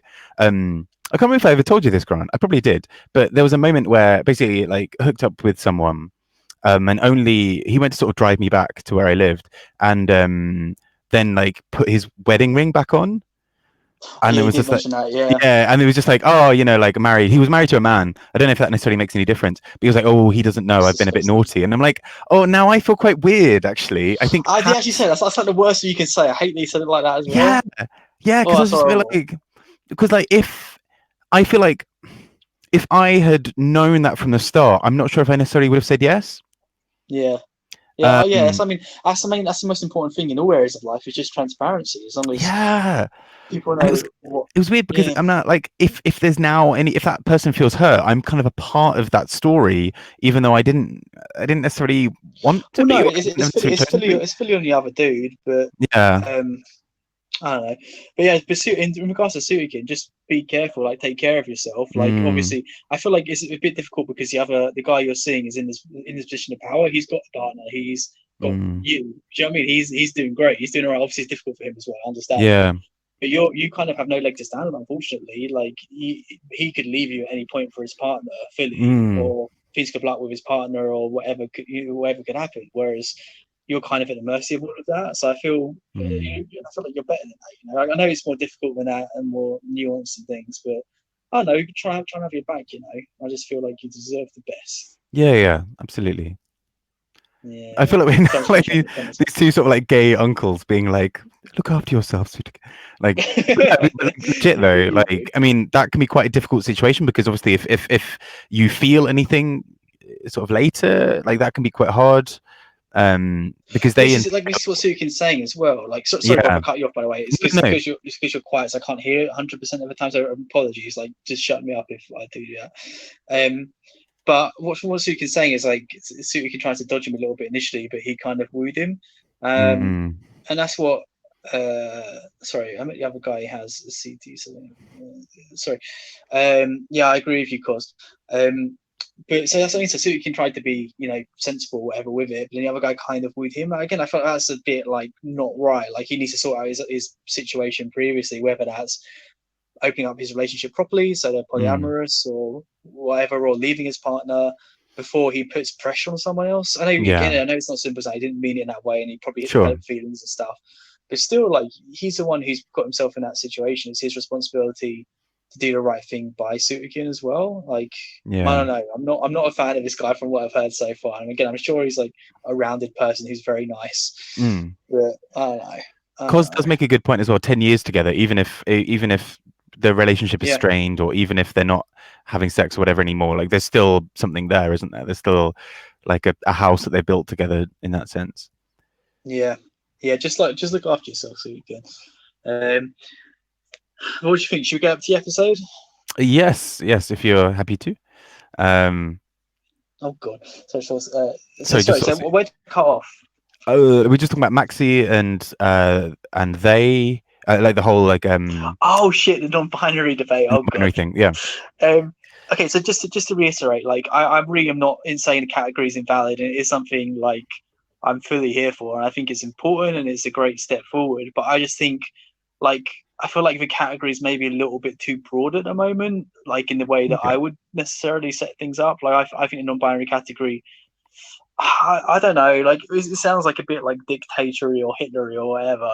So I'm trying to think of classic a Grant. way, but like based on all I've said previously, like I don't know, it's kind of you've always had, like it goes back to what I was saying, like I don't know if I talked about my channel. I think we probably have, but like an issue I had with the guy I first sort of ever dated is that like his whole life was gay stuff. Like he had like all these extra like curricular, that's not the right term, but like all these like activities and pastimes he did.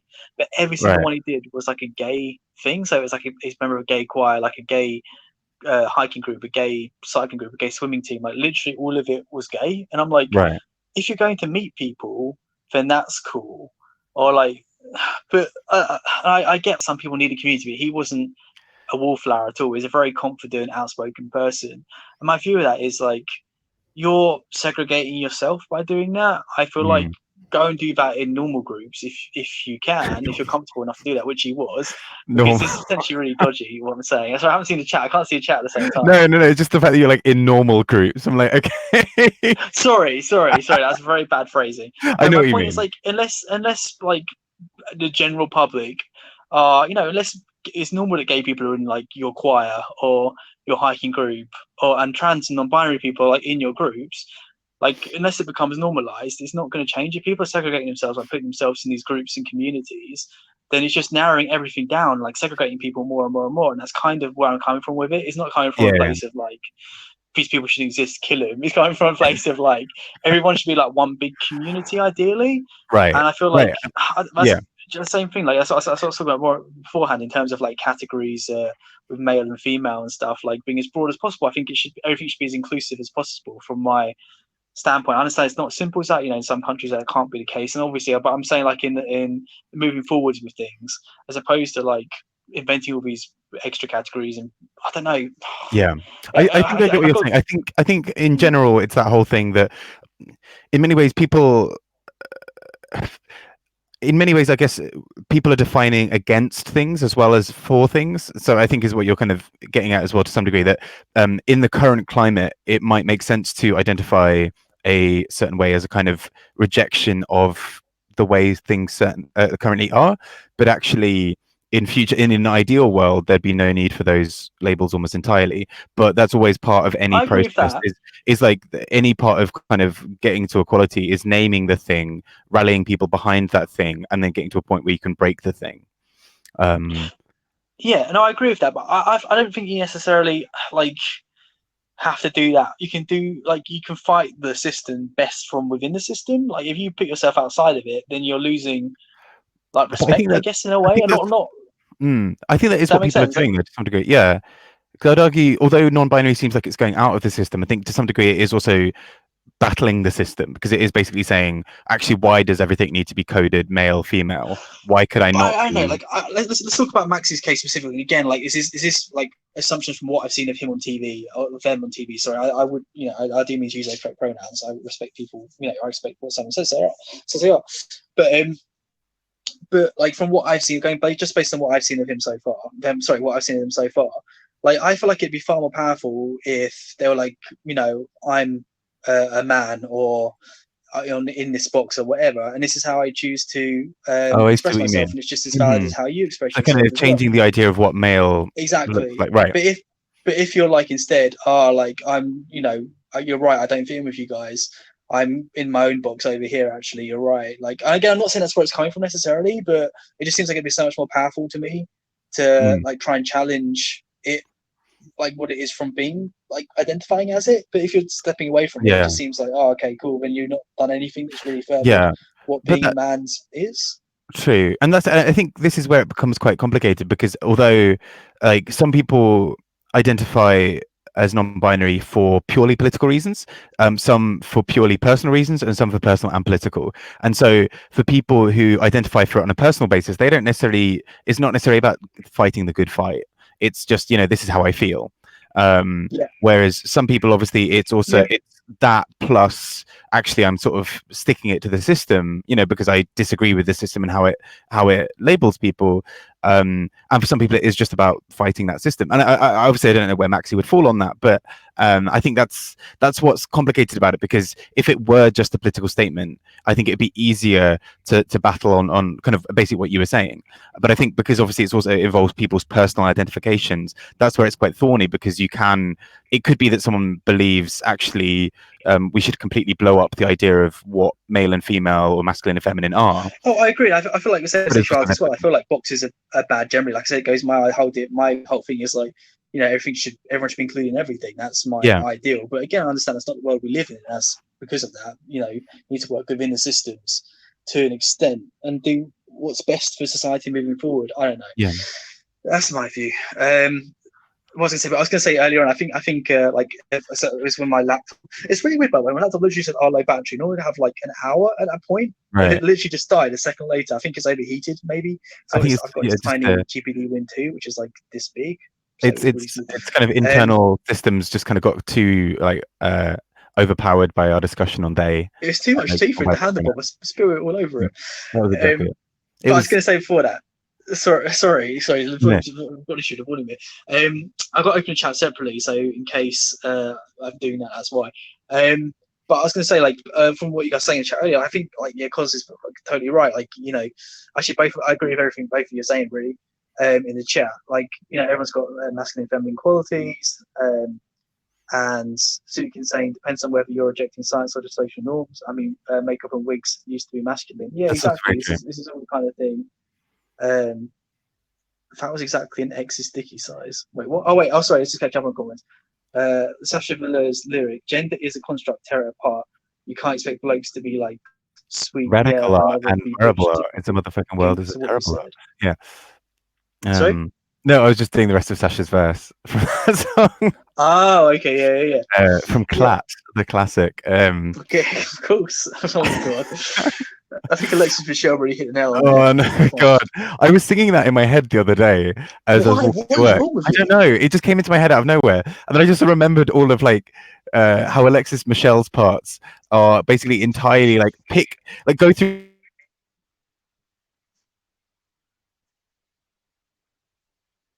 Hey, sorry, you've cut out for me. I think it's just my end. Can you hear me? Can you guys? No, you said you're muted. You muted yourself. I don't know why it did. Am I back? Yes. I think in fairness, these headphones keep on sort of disconnecting and then whatever. Oh, okay. This is only the top professionalism here, guys. This is high quality shit right here. Yeah. Anyway, so should we go back to the Queens? Yes. Okay. So let's finally move on. Apologies for that massive tangent rambling. Maybe we'll do a separate video about it. So again, I'm interested to hear your guys' thoughts on it. I've been enjoying reading the chat about it. So I like to. I want to kind of get my channel to the main reason I want to grow my channel is to have bigger discussions. It'd be great to have room with quite a few people in and hearing everyone's opinions on it. Yeah, I don't know, because I'm definitely interested. Again, it is my view isn't this is the way it should be. I really find it interesting to hear other people's views on it, and my view is quite complex. It's definitely not one thing 100%. I feel I definitely need to learn more generally. So yeah. Okay, so sorry. Don't we all really? There's a lot I need to learn on that kind of stuff as well. Yeah, I didn't want to say anything, but evidently. So Madeline, go on, you go. I was a bit underwhelmed by this look. So I thought the club thing that she had was amazing. I really enjoyed that club. I completely agree. That was outstanding. But then the rest, I was a bit especially once you saw it up close in the acting part, I was a bit so it's just whatever coloured face, was it green or I can't remember what it was now. And then just maybe, yeah. And then just those little line marks as if she had a stitched up or wrinkled mouth or whatever. And then I was a bit it's just standard tropey witch, but then not even necessarily done well. Yeah. But I thought, I thought her performance acting wise was a bit flat. Oh yeah, I agree with what you said. I feel again, I kind of expected more from her. It was just a bit basic. Again, I agree with the judges as well. The club staffing was outstanding. The rest of it was kind of fine. The hood was cool, but just the rest of the outfit was kind of a bit bland. The makeup was fine. It was well executed, but it wasn't particularly exciting. Yeah. The acting was subpar. I thought she was one of the weakest actors easily. Yeah. I'm not mad that she was in the bottom. It made sense. I don't know. I feel like she's on level with Dahlia, to be honest. I feel like Dahlia should have been in. Yeah. No, that's the thing. She would have been, wouldn't she? So yeah. But I don't think it was a case of I think they said if it wasn't for Dahlia, then you would have been safe. But I don't think it was I think they're pretty much on a par. I don't think Dahlia was significantly worse than Madeline. Of the three, of Dahlia, Madeline, and Maxi, I think Madeline was the better of the three. Maybe, but not by exactly by a margin at best. Also, just to respond to Suikin's suggestion, not with the amount I've been eating in Japan, maybe after a long time, I've been back in the UK, if I actually go on a diet, which is not going to happen anyway. So basically, no, it's not going to happen. But thank you anyway. Should we move on to Priscilla? Yes. What was Priscilla wearing again? Oh, so Priscilla, correct. Please tell me if you thought the same thing. Priscilla reminded me a little bit of Pearl in the Shakespeare Challenge, which is cheerleader tryouts are happening today. Not because of the acting, but the look. No, I didn't get that at all. No. Oh my god, I couldn't unsee it. So for the whole thing, I just thought it was full on Priscilla doing Pearl in the Shakespeare Challenge, the same really? same silhouette, the same kind of face, Yeah, but like just a bit more drunk. I actually quite enjoyed Priscilla. Yeah, I I did love. as well. I think that's what we're saying. Like, it's like you know what a bard was, which is fair. I guess it's quite like a geeky term. I Still, mostly like, know it from Final Fantasy. In fairness, so. yeah. That's what I like though. Is like it kind of what we were saying earlier. Like she didn't really know what it was. She kind of like did her own spin on it completely. That made it like a southern thing, and it just worked. Like it just she didn't necessarily have to do what they say. Like what the outline is. Yeah, Pretty. I think it I works really well. I thought she was basically comic relief, right? Yeah. Because all of the rest of them were like really serious characters, and it was a campy Yeah. script, right? Yeah. But they were quite serious characters, and then I just love that she was drunk. My favorite thing actually was when like she was fighting with, I can't remember who it was now, and you just heard this like you. Sorry, Bob. I think you muted again. It doesn't say mute. Is it just me? I think you muted. Okay, he's gone. He's gone. I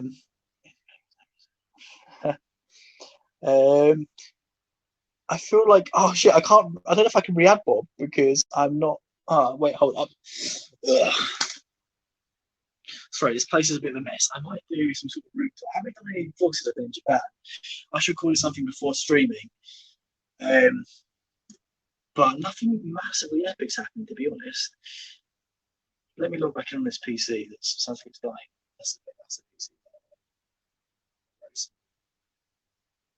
Gets the job done, just about. Hello, Kron. Ooh, I'm back. Okay. Sorry, I've got to re-enter this again. There might be some repeat audio. Once I mute it, it should be fine. Okay. Oh, there, Bob is. Hold on, Bob. I'm going to re-add you. Okay. Success? Yes. Hello. Okay. Okay, cool. I think I don't know what that happened. Sorry, my headphones are like it's kind of janky. It's not quite in the slot properly. But there we go. Anyway, I'm back. I love. Thank you, Sutakid and Cos, for your concern when I just sort of suddenly disappeared. And what was I saying?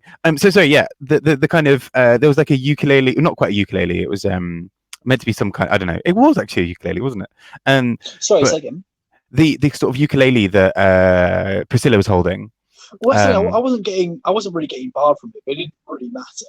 No, it was kind of it was kind of very drunken bard. It was which I thought was actually quite a fun twist because bard is quite a weird one to do, and I like the fact that she was just like, no, I'm just gonna be a drunk who just sort of just turns up and sings songs with like a little ukulele kind of lute thing. Yeah. But I thought at the same time it was really I actually quite enjoyed Priscilla, which it surprised me because I haven't necessarily loved her throughout this season so far. I agree.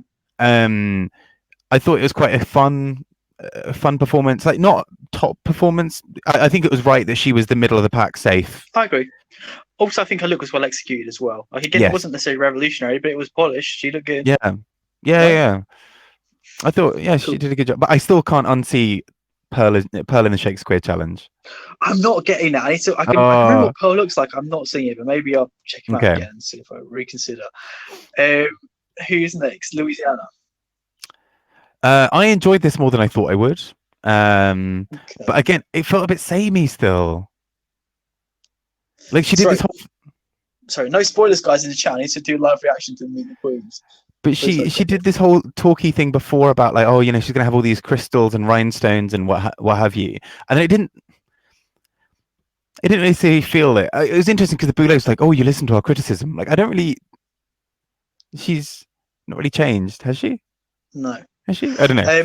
Well, this is piggybacking off what we were saying earlier.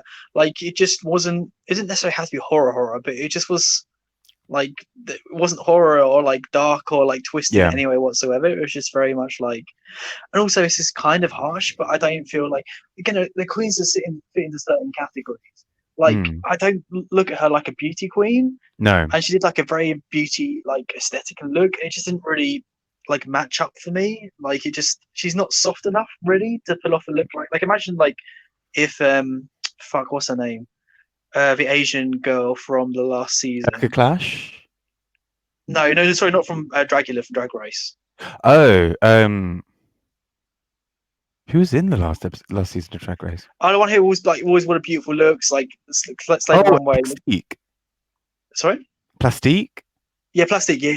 Right. It's like, imagine Plastique doing a look like this. Like, I think it could have worked really well because she is very soft and feminine and like flowy and like stuff generally. Yeah. Like it, but even then, it wouldn't have been enough because I would have expected her to do like a horror or twisted thing. Yeah, a bit but more of an edge to it's it. like, I don't know. Does that make sense? Is that too? I think far? I get what you mean. I think aspects of it I thought were really successful. Yeah.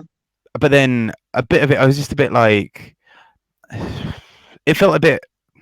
I think it just felt a bit simple because once you got to the bottom half, there was just nothing there, and it doesn't necessarily have to be. But I kind of just wanted like a. I just wanted like an extra element just to kind of zhuzh it up a little bit more. Yeah, I agree. I agree with Sue again. Yeah, I agree. It wasn't. I don't know.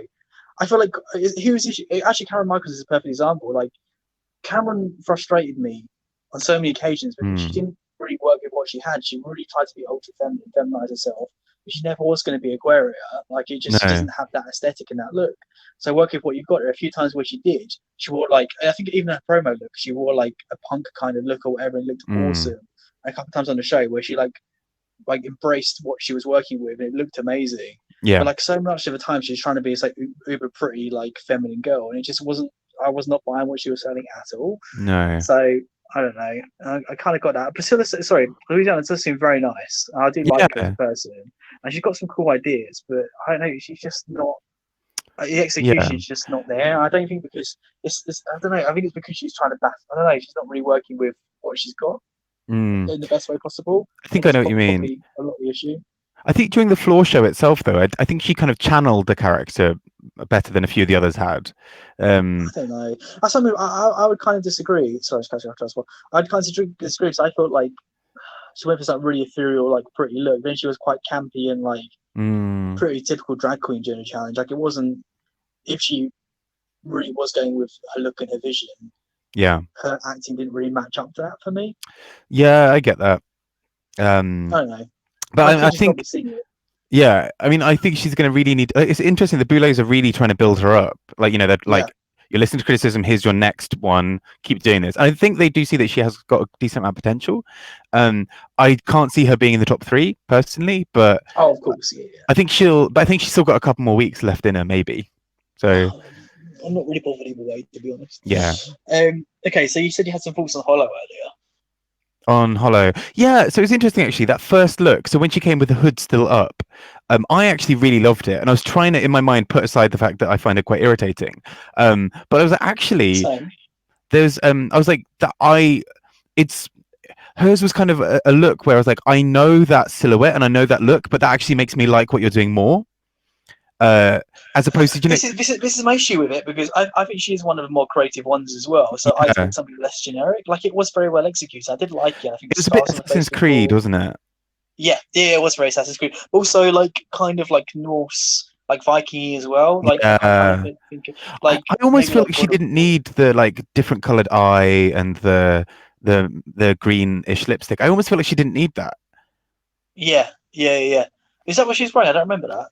Yeah, well, I just think for me it just felt a bit like ooky spooky. Like I've got this like yellowy green lipstick on. Ooh, like yeah, but just the outfit itself and like the whole aesthetic to me just seemed too inside the box. Again, like for what she was given, it was well executed. But yeah, I don't know. Again, it's like what we talk about every stream, but like this is a horror, like a twisted horror show. Like I want to see like you twist everything you're given. Like don't try and match exactly. Like Louisiana again is another example. Like don't try and match what you're given to a T. Like make it like fit in with the theme of the show generally. Yeah. No, I agree. And I think there was, you know, yeah, it was decent. And I think again, didn't deserve to win, deserved to be safe or high-ish, I think. Yeah. And I think so. It felt right. Yeah. Yes. I agree. Sukin, I agree as well. Like Landon is great. Landon and Eva are my favorites for sure. And I think Eva could be on Drag Race. I agree with that. I agree as well. Wait, what was I going to say? But yeah, just to finish what we were just saying. I feel like that wasn't the case in season 2. I feel like Bitch maybe initially, but as the season progressed, she definitely didn't. As in, like, didn't keep pedestrian. But I feel like all the queens in season 2 generally, as after the first couple of episodes, really did like put horror twists on everything they were given. Yeah, that's very true. That would be doing what the Queens this season are doing. Yeah, and even if they weren't necessarily successful, they kind of reached for it. I thought. Exactly. 100%. Whereas this one, it does feel a bit tamer. Yeah, exactly. So on the note of what we were just saying, Landon. I really like Landon. I thought it was kind of fun because it felt very much like a World of Warcraft character, like transported. Exactly, it really did, yeah. And which at first I was a bit like, oh, is this too obvious? But I was like, actually, no, the artistry that goes into making yourself look like that, firstly, is incredible. Secondly, she acted it well. Like the floor show felt like that character. Like that's what sold me because I was like on the fence, like, is this too like on the nose? And then she started the floor show bit, and I was like, okay, actually, no, Landon, you've got it. And then in the acting challenge, I thought Landon was really quite fun because I added that campy element to it, but also was quite believable, I thought. And obviously, Landon had quite a big part in the script. Also, who was that random guy who just appeared at the end who she made out with? That's what I said. I've got a note on that. Hold on, where is my note? Also, sorry, for the comments, it's Landon with no G to answer Koz's question. Yeah. Well, sorry. Oh, sorry, I'm on the wrong page. That's why.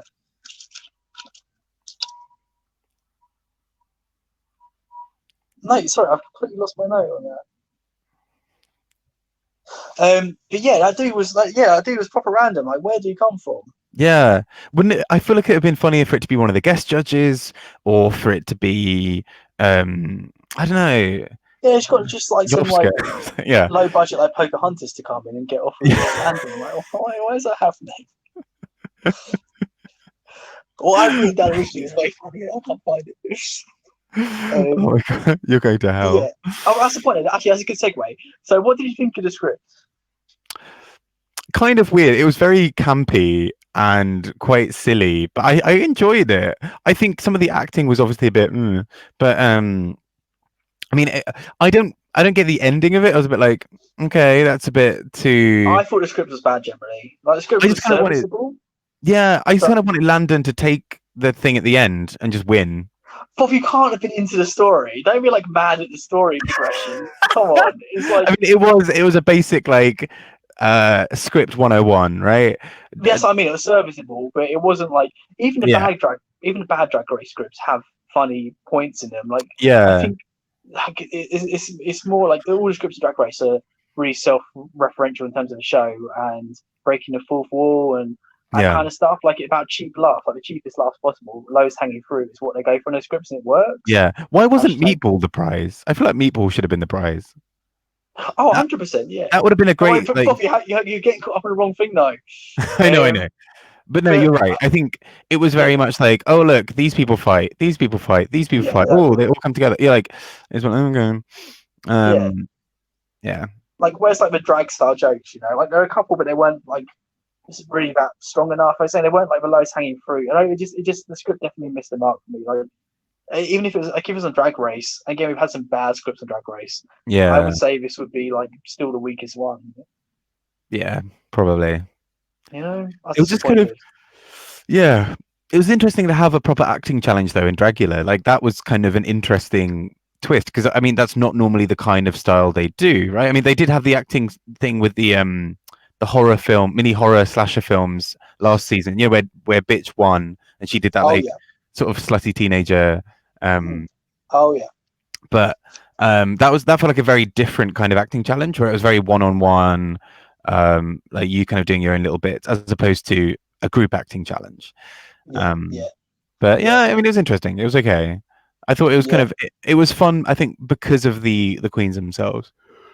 Yeah, I agree. That's what I said earlier on. Like I didn't think any of them massively slipped up. Like it could have been so much worse based on the scripts and everything. So yeah. Also, I do agree with because we have been going like this stream has been long, despite the fact we have had technical issues still. So let's just go for Eva quick. Eva.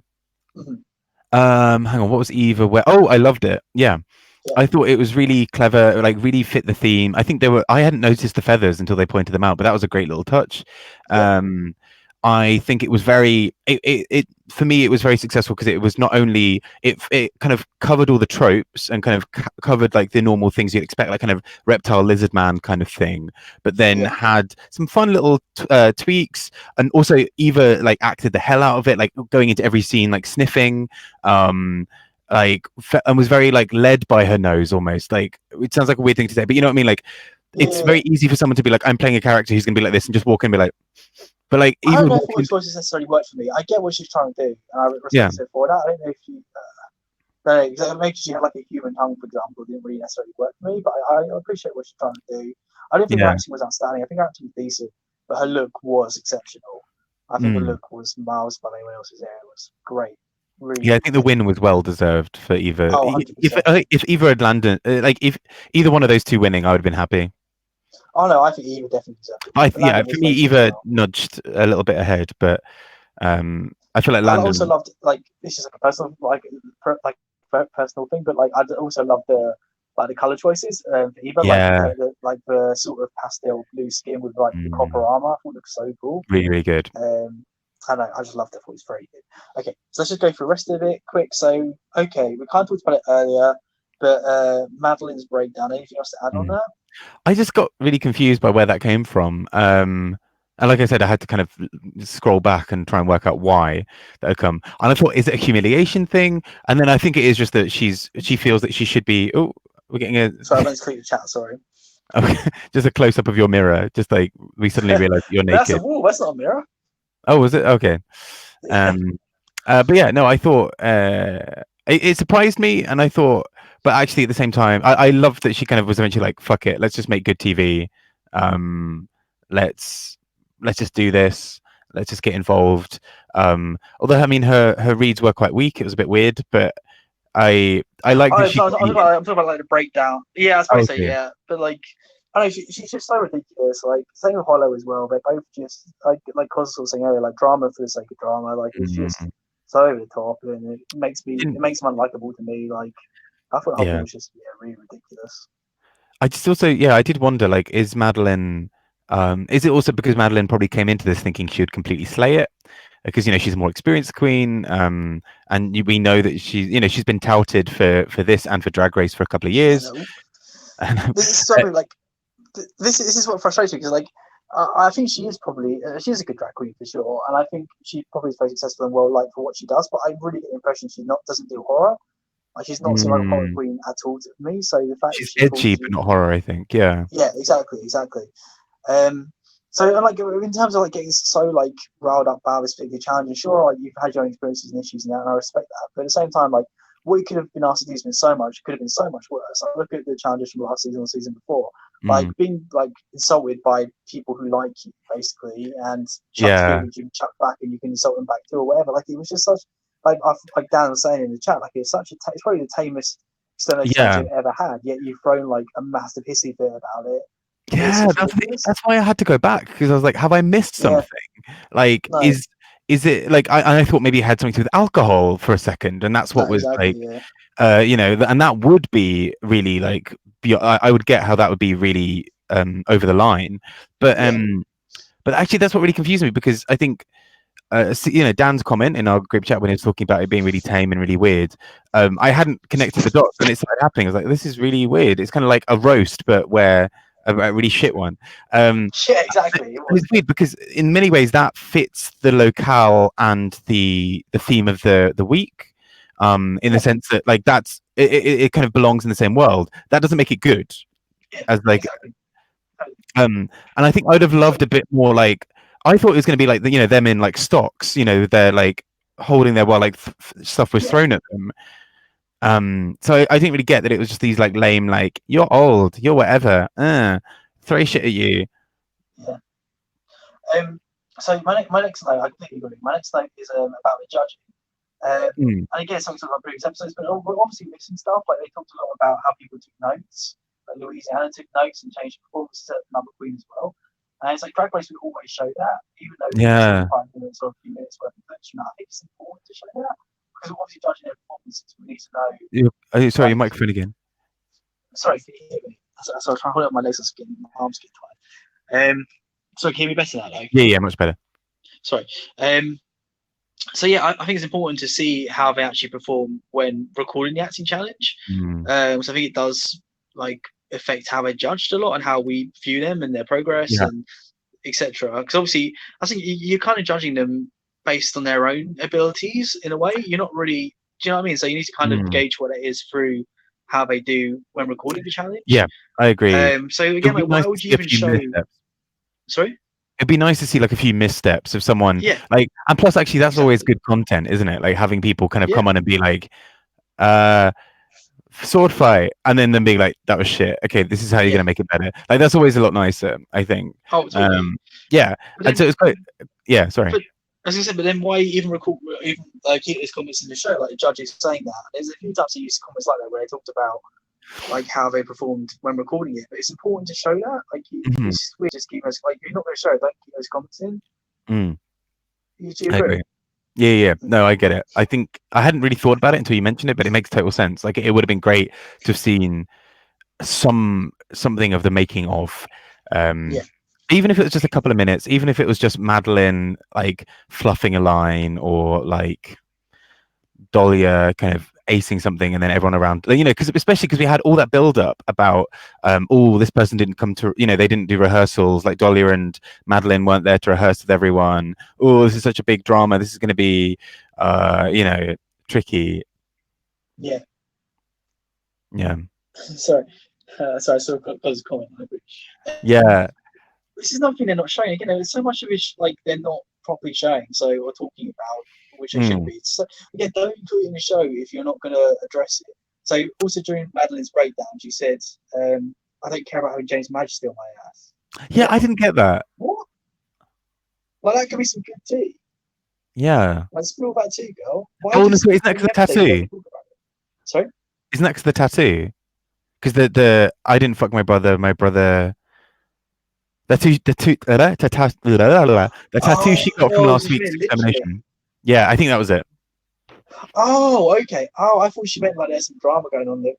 I thought that. The show's done because the previous seasons it was recorded like a few episodes were only recorded beforehand, right? So by the time like episode 1 had come out, they were still recording like episode 5 or something. So I thought maybe like James Madge had seen episode 1 and then like had some beef with her about something. Gotcha. Okay, no, I think it is literally about the tattoo. Oh, it's fine. I never get it. Okay, I just worried about Madeline's outburst. Was it worth it? Also, rate for the script. Where are the jokes? Let's still Yeah, it was. Anything else you want to add about this episode? What was that, sorry? Anything else you want to add about this episode? I think that's everything I've been. I think so as well. I'm looking forward to the next one. Yeah, which is already out on Prime. Yeah, we'll do it next Saturday, and if we can do episode 6 as well, maybe next Sunday. Yeah, we do at least 1 stream next weekend, but maybe 2 if we get out. Sounds good. So we went to Delta Work drama things. I really want to talk about this. Oh yeah. What are your thoughts?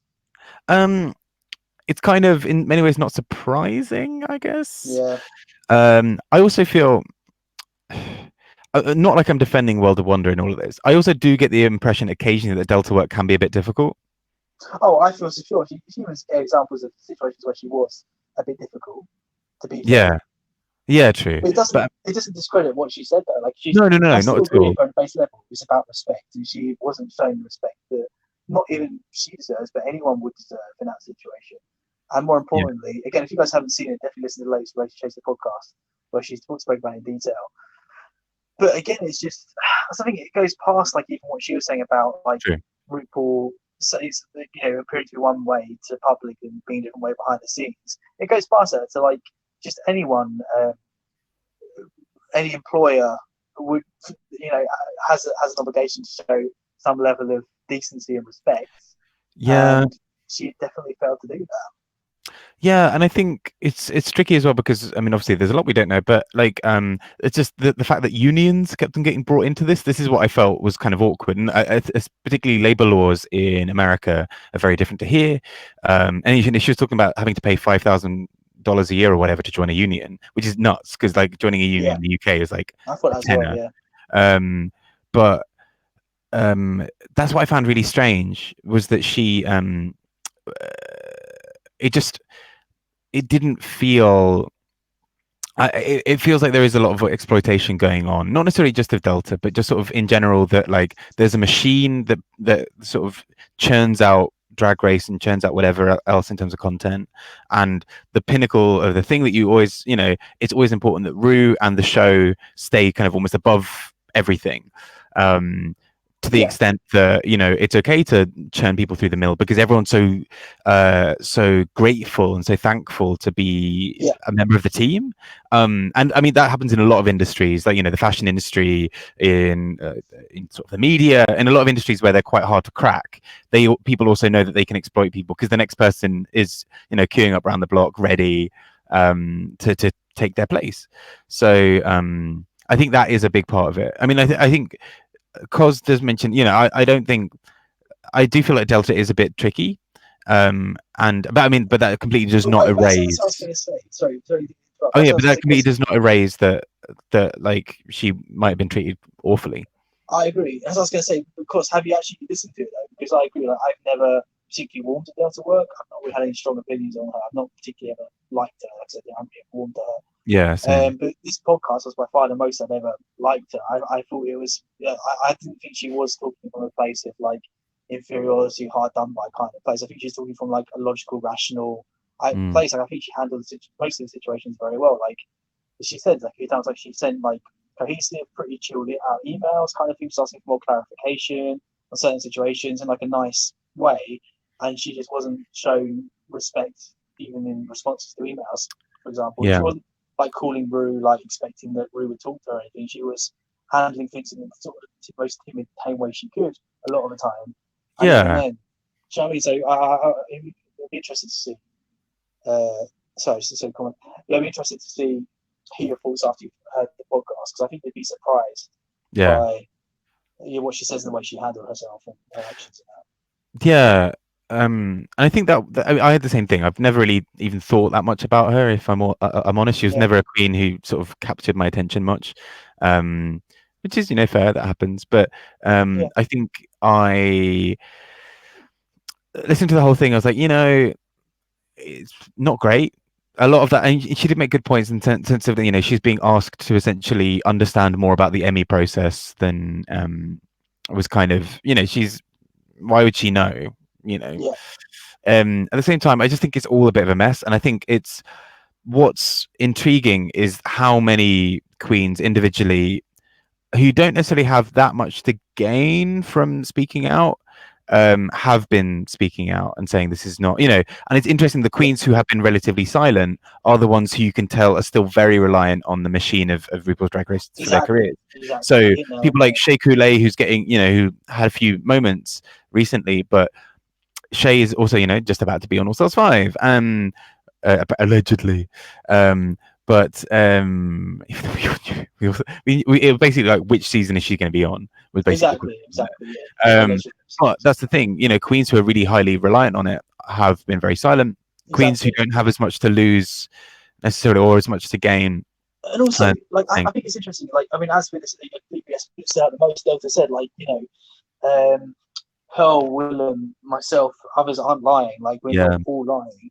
And that's kind of it as well. Like, I kind of didn't think very much of Willem at all before listening to Race Chase. I listened to every single episode, and I've been following her a lot more on YouTube over the past year or two.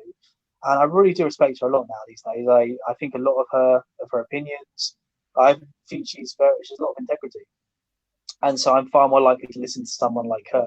And her opinion than someone who's not saying anything at all because they're obviously scared of it affecting. Like, you know, like a winner. Like, even Laska's not really denying anything, and she's had a lot of contact with Rue and probably has a better experience with Rue than a lot of people. I'm sure Rue shows her far more time than almost any other queen. And Delta was very fair. Like, she talked about the time where Rue, like back in the day, like how Rue used to be completely different, used to come and like work the spotlight at her show, and like she was very fair in her portrayal of. And I think again, based on the way Delta was speaking, again, like Delta, I always say on the streams, like, she's not. I always judge about whether I want to hang out with. She's not necessarily one of the people I want to hang out with. But I don't think we're necessarily gel as like on that kind of level. But I still think she has integrity. Like, the way she was talking about things, I did think were very fair. Again, that makes me believe her. Like, if she was a whole time like oh, this person's a complete bitch, they're a monster, blah, blah, blah, I didn't do anything wrong, then I'm less inclined to believe her. But she wasn't. I thought she handled it very, like, she relayed the information very objectively, to as much as you can be objective in that kind of situation that is personal and hurtful, and kind of has, like, fucked up her entire career, kind of, like I don't know. So, it makes me inclined to believe her for sure. I also think as well, it's interesting because Willem over the years has probably faced the most, she's borne the brunt of a lot of it. Like, she was the earliest to have that kind of disagreement. And she's kind of, every time anything comes up, people always reference Willem. Like, Willem probably lost the most career-wise early on because, Willem could have been a queen who would have returned for like an All-Stars, would have slayed it. Oh, for sure, yeah. Would have just could have had her own Wow Present show, all of that, she probably stood. Sorry, as a quick say, I always thought it was really risky of Alaska to associate herself so heavily with Willem, because Alaska's been loved by Rue. Obviously, Willem's hated, probably Queen's hated most by Rue, World of Wonder. And I also think that does say quite a lot in itself, the fact that, Alaska's loyalties, despite, how tied to the show she is, the fact that she's still willing to, fully collab with someone this heavily. Yeah. I think that says a lot in itself.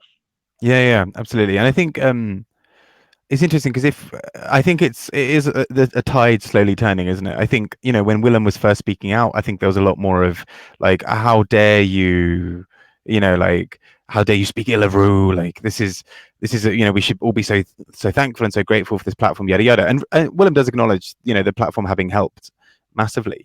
But I think the thing is now, like, I think people are slowly gathering behind Willem because actually people's discontent with the show is the cracks are starting to show, aren't they? And the people actually, yeah. I don't think. Exactly. Just to comment about what Cos is saying. Like again, she talked quite a lot about it. Like, what you saw on the show in terms of her being like kicked off or whatever wasn't actually what happened at all. Like, if you listen to all this stuff, you listen to Delta Work, then I'd be interested to hear if your thoughts have shifted at all. So I don't know, like, you need to get full tea, I think. So I think there's a lot of which isn't shown, a lot that people think that is necessarily true in the way it is. So I'm not saying like I think Drag Race should be cancelled or taken away, or like Rue's the worst person in the world. I don't think that at all. I just think this narrative is kind of piss annoying that she is, like, the show's trying to project when it is so false. It's kind of unfair. I don't know. Yeah, I think it's just kind of, it's annoying because it's kind of showing, people have idolized Rue for a while, and it's kind of obviously always frustrating to realize that kind of idols are not perfect, but I think what's kind of frustrating is that I think the reason people get so annoyed about this is that we know that it could be better. Like, actually, there's no reason why a big show like this couldn't be nicer to the people it works with. There's no reason why it couldn't do a lot of these things better. But it exploits these people, and it does these things in ways that actually is because, again, like I was sort of saying earlier, like, people are so grateful for being on the show itself and for the platform that provides and for the money and security that gives to their careers, that I think that's why it's frustrating, because you're like, it could do better. Like, it doesn't need to be that just because you're providing this amazing platform for people that you can also be a dick. Like, actually, and it's difficult to know necessarily where that falls. Like, does that fall on Rue herself? Does that fall on the production company? But Rue oversees the production company, so yada yada. Yeah. Wait, sorry, something Cos is saying. Because you don't know the situation. That's the thing. Like, none of us know what happened 100%, but you're missing a massive chunk of the story if you're not going to listen to what she's saying. Again, like, because you say that, but I don't need to. I'm not going to like repeat the whole podcast. But she talks about that and how she was like limited, very very limited in what she could do, and Ruth controlled most of what she did anyway in terms of like letting her choose which wigs and how it was placed on her head and stuff like that. Like I said, listen to the podcast first. I think like it's very interesting. But anyway, I think that's it's largely going for 2 hours. But like, that's enough largely. What do you think? Yeah. It's a long time, but it's all good. No, it was fun. You sound very convinced.